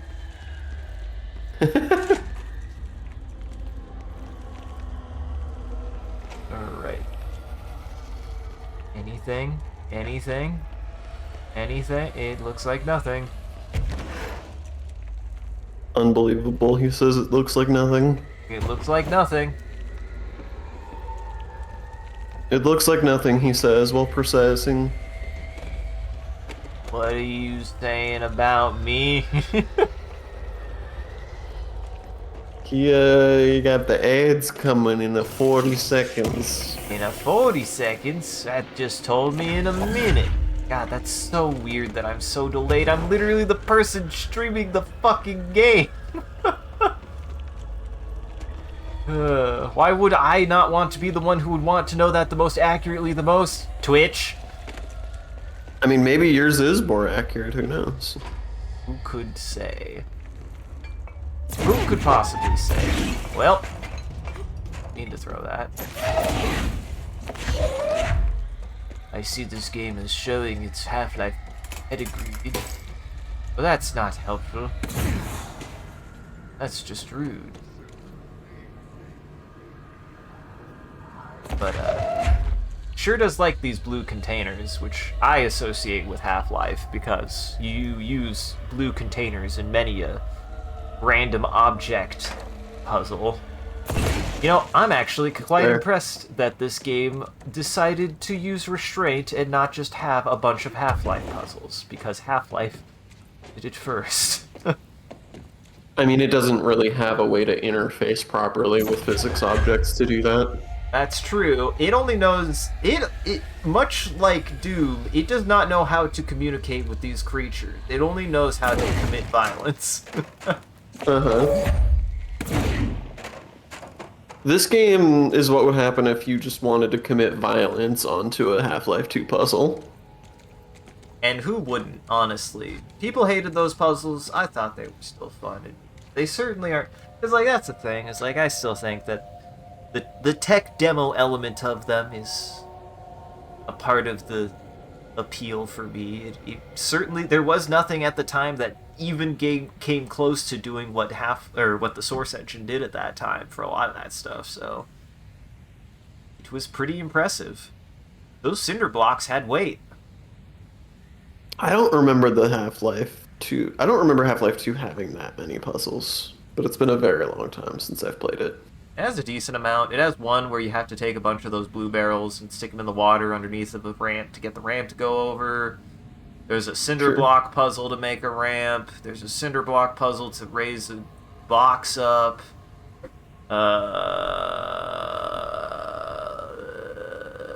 oftentimes have to you use the junk that you find lying around to get past the antlions to make little antlion spots to step on, which I actually think was kind of cool, honestly. Half-Life 2 is kind of an astounding game in a lot of ways. I feel like I'm due to replay it. Like, it as a video game is kind of an anomaly to me, because I think, like, it and Crytek are weird examples of a company making a game engine that also ended up making their own kind of, like, unique games that were designed to be demonstrations of their engine rather than just video games. I've always found that fascinating. Ow. That nonsense? Felt like nonsense. No, I mean, it was very common back in the day. I feel like Valve were just the ones who kept doing it the longest, but, like, that was sort of how all of id's work is just a platform for John Carmack's engines, and it's how like all of the build engine stuff, and it's how Unreal was, in a sense. Like, that whole, like, 90s FPS scene was basically built on the backs of a handful of programmers being like, hey, we're about to make game programming so much better. Watch us. Watch us, and then also watch us make a game demonstrated that's also just a good game. Mm-hmm. Which is so weird, like, because if you think about it, it's like, yeah, technically speaking, the people who make a game engine don't need to make a game for it. But at the time, that was like the best way to display how good that engine was to literally make a game. I mean, it was also using it. just the best way to make a game. Like, yeah. 3D was very new in the 90s. I mean, we're talking about id, the company that basically invented 3D, the 3D, like, technology. Like, 3D gaming didn't exist before companies like id created it. Uh-huh. Welcome back from ads, everyone. Couldn't get an off-the-shelf engine. Yeah. Oftentimes, a lot of things back then, especially because that's the weird thing, too, is like, I think game engines, always existed, but became much more of like a staple when it came to the concept of like a 3D engine, right? Because they just take that, they need that much more to actually operate, as opposed to like, anything 2D. It's weird, it's like, I don't imagine games like Chrono Trigger running on an engine, but they probably very much did. I just don't know why that is not associated with older or simpler games. It's very odd. I mean, a lot of it is like physics and lighting. Like, these are things that can be very complicated, and the sound made darker, the darkness made louder. Hartman was stretched like a worm through time. The third thing was a monster. Now we crashed out of darkness toward Faden. Thank you, Wake. You were saying. But yeah, just like stuff like physics and lighting, like, and a lot of the like rendering stuff is a lot more complicated and is just a lot for a company to make for the sake of one game, when a lot of those solutions are, broadly applicable to most 3D games, as long as you have, people on the team who are capable enough to make adjustments for your particular needs. Mm-hmm. Reminder, all employees are required to report their hours at the end of each month. The Federal Bureau of Control maintains that time is not subjective, and hours passed on alternative planes cannot be claimed. Astral dives do not accumulate overtime compensation. Thank you for your attention. That's awful. That's awful. But yeah, I agree. Now what? Wanting the interface. Agent Fisher, day 6 inside the motel. Should have brought a flashlight. Methods are as follows: fiber optic cameras. Last one broke. Motion detectors in the lobby. And so I'll never use one again. I need to find a new one. Results are very best, but mostly just inconclusive and unusable. The footage is corrupted. Sometimes even the equipment is damaged. I don't know how exactly. I think this place is making fun of me. That's the only explanation. I can hear. Don't take it personal, Fisher. Behind the closed doors. I can hear the call bell go and ding multiple times a day, but when I look, there's no one there. I know I'm supposed to stay out of sight, but I've seen the doors closing just before I can catch even a glimpse of anyone or anything.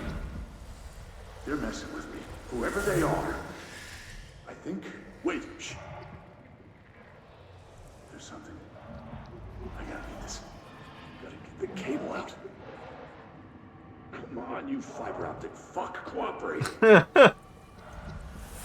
Man, why are they swearing so much? Really, no kids are watching?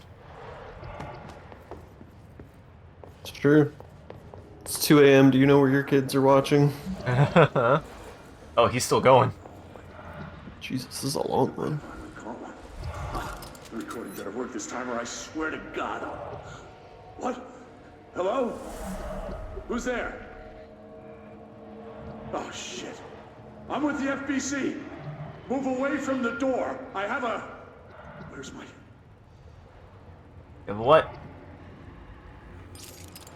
Still going? No, he's dead. Now he's dead. If he started talking again, I'd be like, God fucking damn it.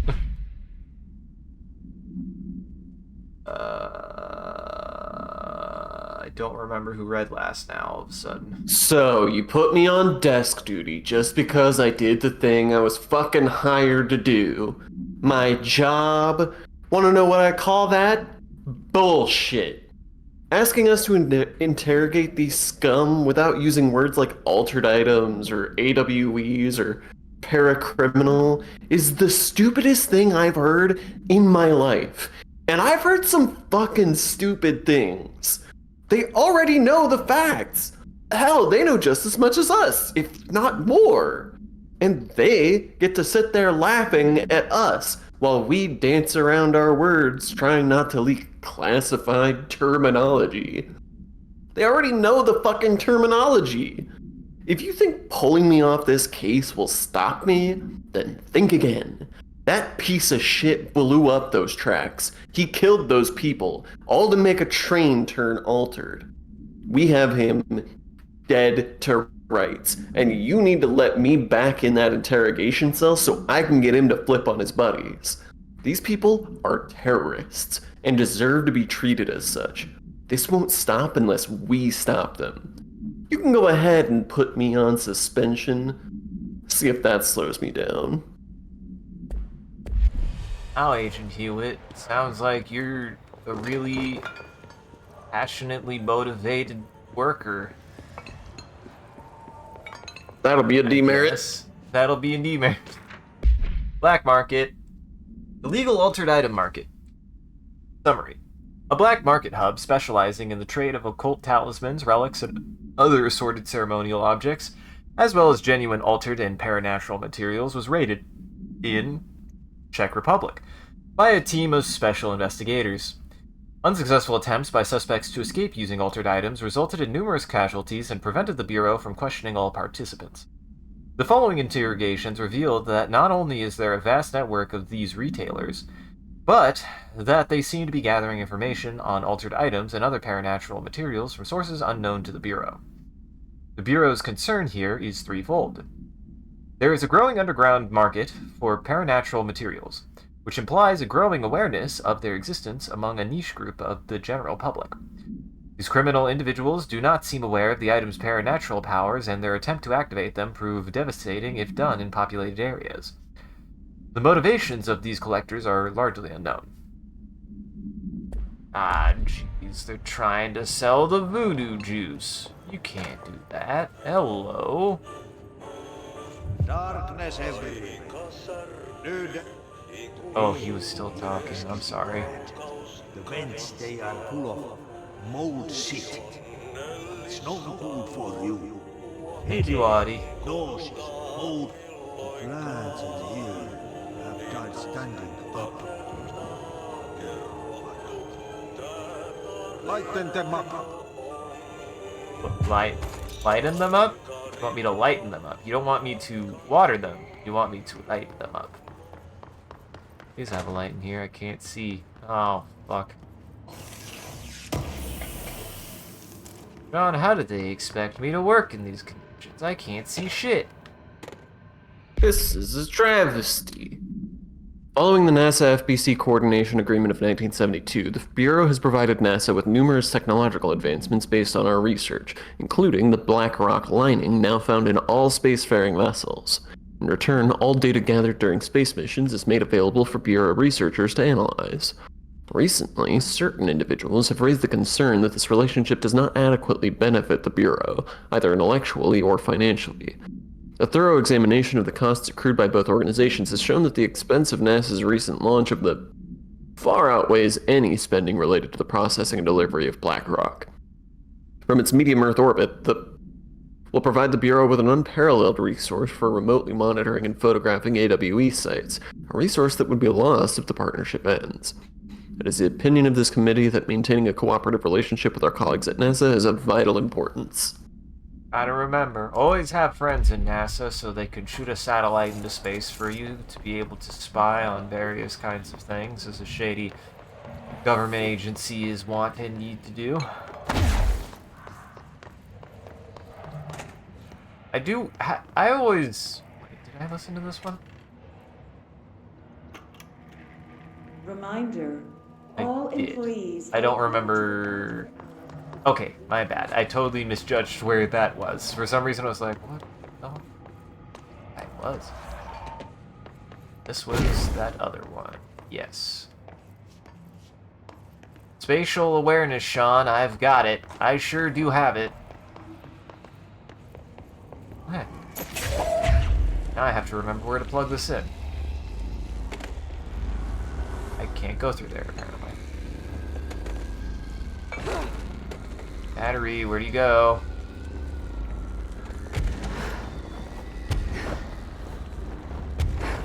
That's a fun dance I could do. That's a fun dance I could do. Hey, technically it causes light. I swear this actually works. Makes light. Makes light. Not good. Is not enough light for you? There we go.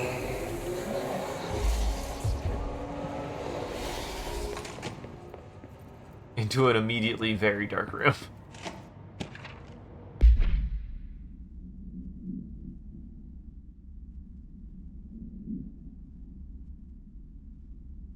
Paranatural entity A10, aka the Shadow, is an aggressive consisting of 3 known types. Type A, localized manifestations of sentient, capable of occupying organic and inorganic material, as well as exerting over its surroundings. Type B, shaded individuals, human bodies by the Shadow. These individuals become notably more aggressive, but do not seem to retain of their previous selves.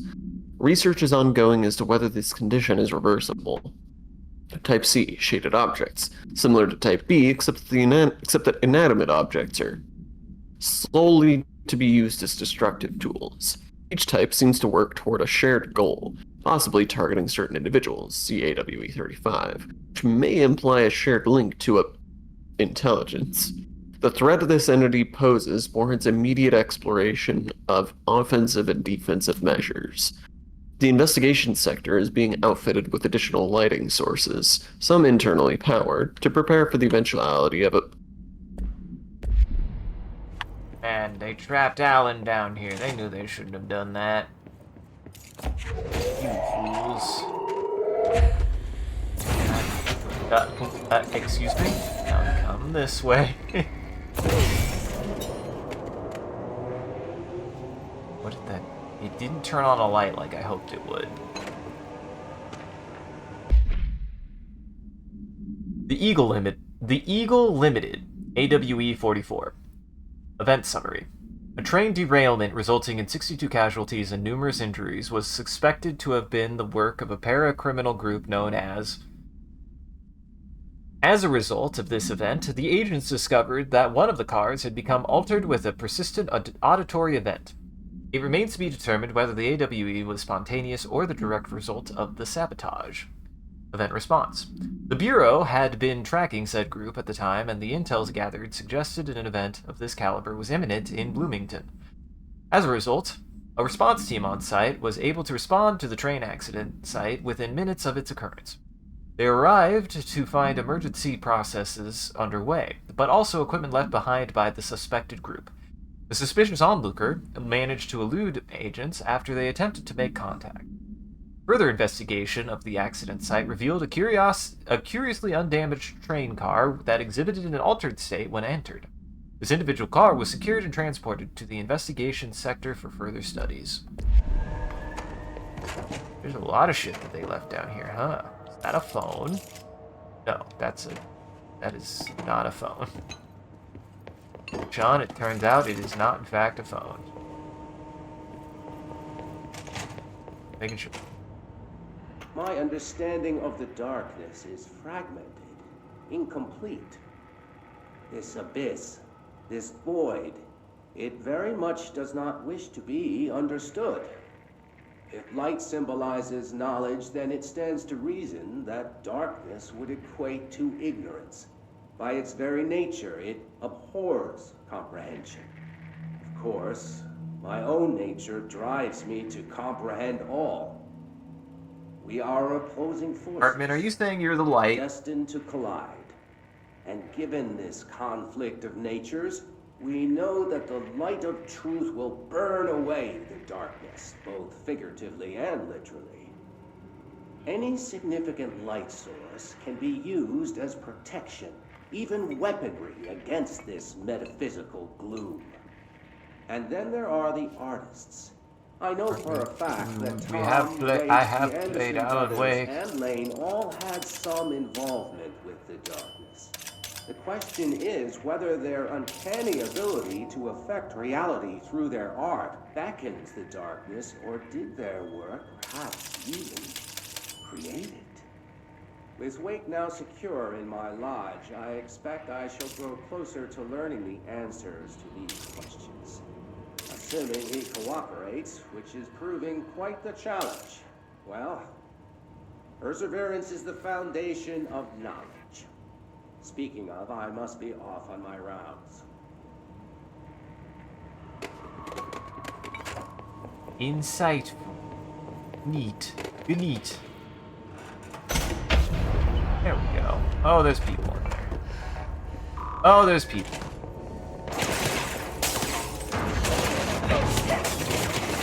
I don't know what I hit him with, but I sure did hit him with it. You come to me. Oh, wait, no. I did the wrong one.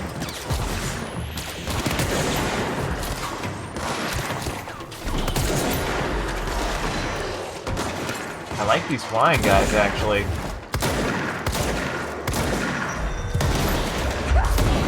They're fun. Nice. I like fights where you're flying around, doing wizard gun battles. I should check out that turn-based RPG. Have you heard of? I think it's called Tactical Wizards. I think it's what it's called is Tactical Wizards. Tactical Breach Wizards. Yeah, Tactical Breach Wizards looks right up my alley, honestly. It looks like a lot of fun. I like the art style, and I like the premise. Yeah, I'm aware of it. I haven't played it, though. I think it's on my wish list. Mm-hmm. Mine as well, I believe. Ooh. Ease. Surg. Sergey. I cannot upgrade Surg. Might as well. I'll get more fucking... I'll get more bits. I had so many goddamn bits to begin with. There. If I ever need bits, I've done something radically wrong, because it feels like you get so many goddamn bits in this game to begin with. Alright, I want to see what this does, and then we'll probably... I just want to see what this even does. Fires piece of grenades that detonate when manually triggered, or if their timer explodes.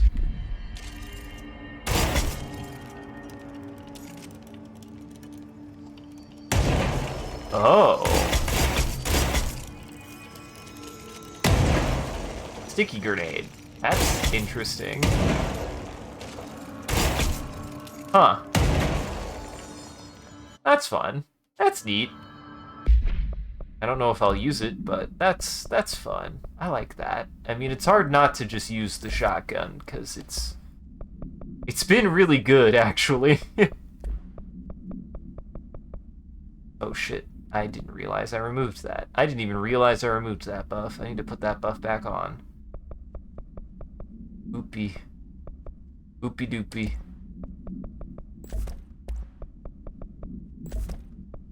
There we go. That's better. That's better. I forgot to put on my silly little buff that gives me more shots when I'm in the air. Alright, I think that's a good stopping point, though. I think that's a pretty good stopping point. Ugh. I'm enjoying this area actually quite a bit. It's had the most reading in the entire game so far, and I've liked. And weirdly enough, it being so tied to Alan Wake, I've enjoyed that part of it. So You big Alan Wake fan? I mean, famously, no, Sean. We tried to play Alan Wake, and I thought it was hot bullshit. I actually didn't know that. Yeah. I also think it's hot bullshit. I remember just trying to stream it, and I remember just playing the first section, and I could not take the game seriously, so I wasn't sure if that was a part of the entertainment or not, so I ended up not really enjoying it at the time. I felt much the same. Where do you think it diverges with this game? I think part of it helps is that this does feel like it's more established to be more campy, and then when it actually hits serious stuff, it works. I don't know why, it just works a little better. Yeah, I mean, like you said, it has a very much more clearly established comedic tone. Like, all of the Dr. Darling videos and the Threshold kids and stuff, like, all of that is overtly funny.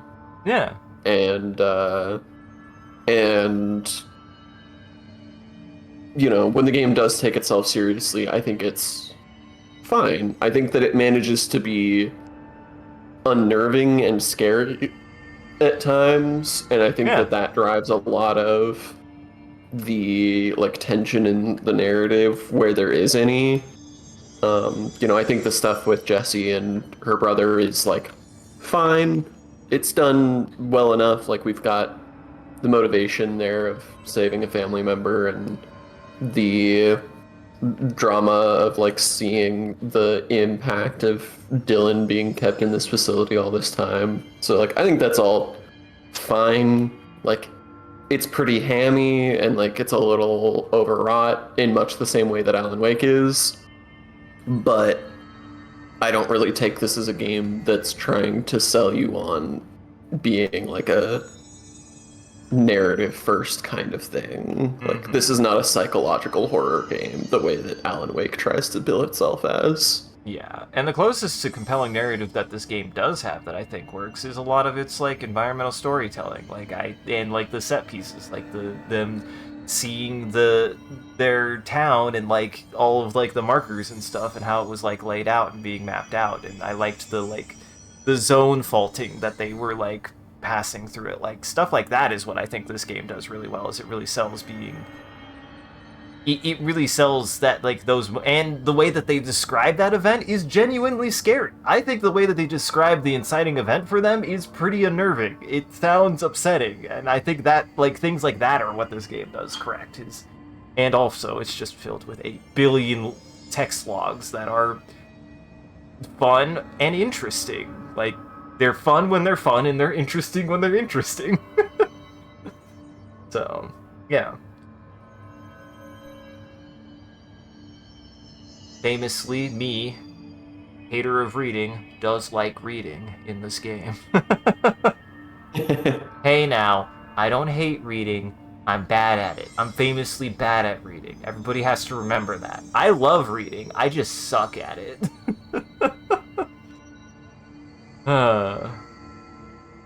Alright.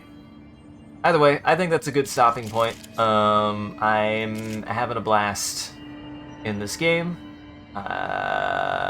It feels like we're getting close. Like, we're starting to move towards a conclusion after we get through this, like, side area, though.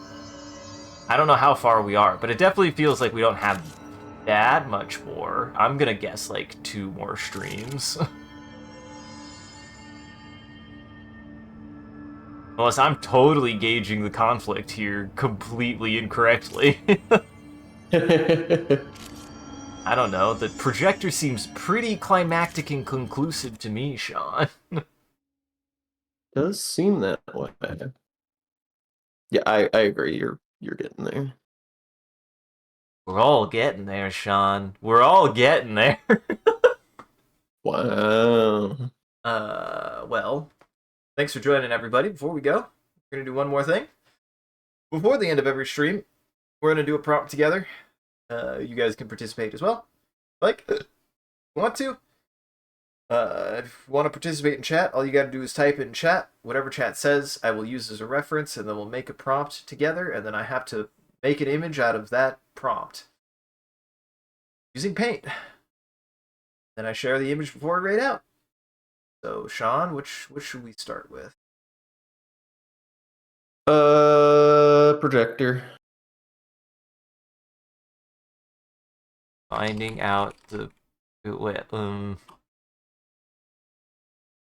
shooting every projector I find, assuming they're evil. That's not going to get me in trouble, is it? Projectors don't have feelings. I think you're projecting. Shut up. Projector? I hardly know her.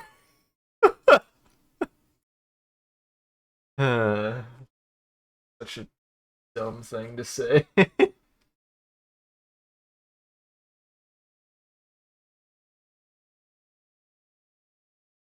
Alright. Draw this real quick.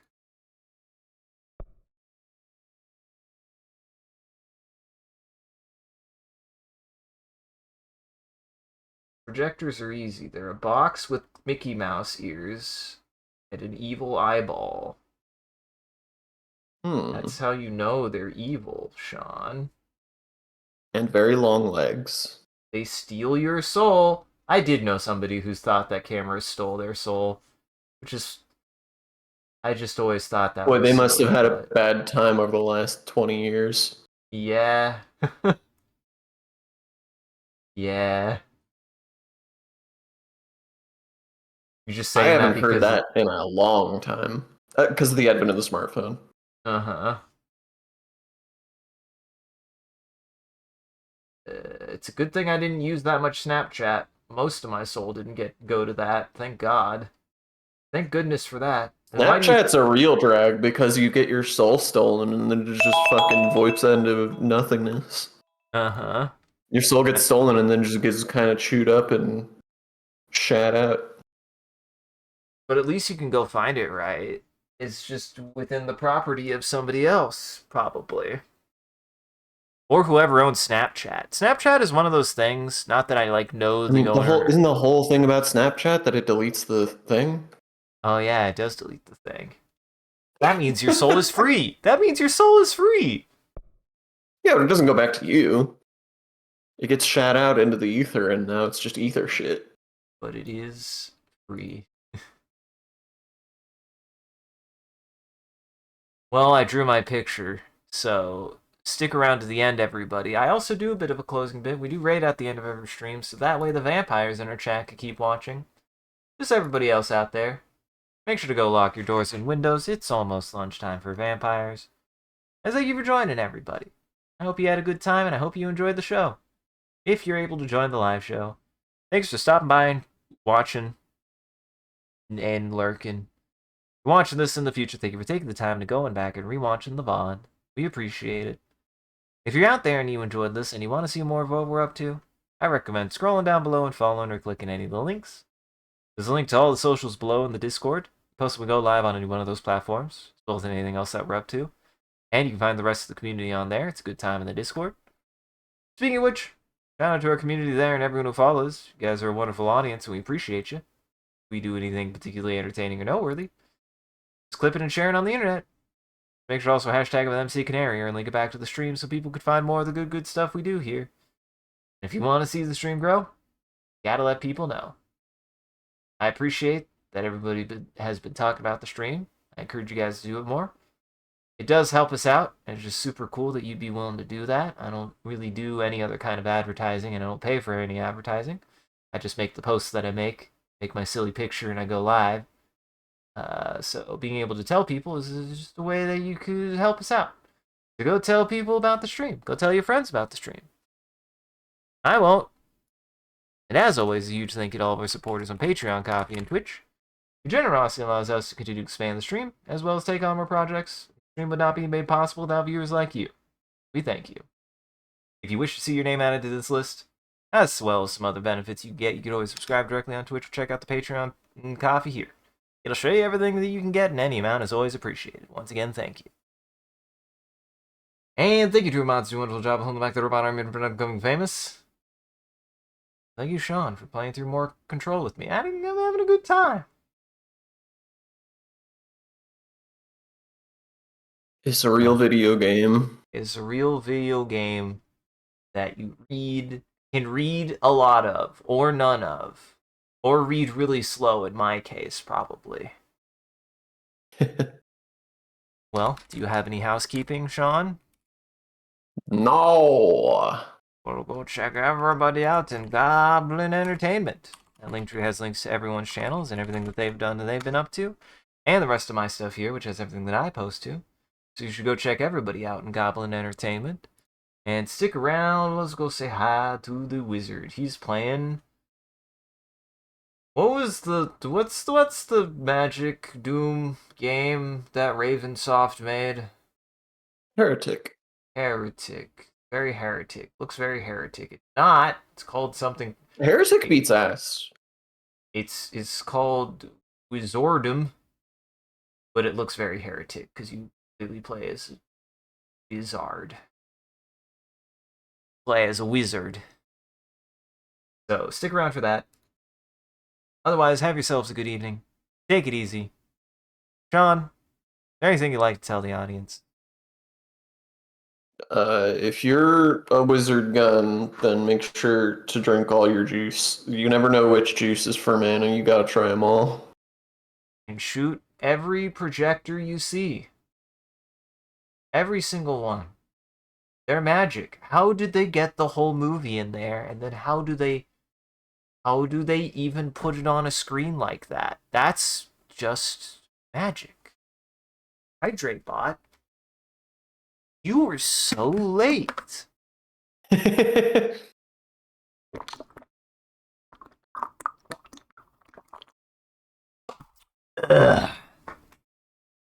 that a funny bit to end on? I'm so covered in water now. Wow. Isaac's bad at drinking. You're a damn right.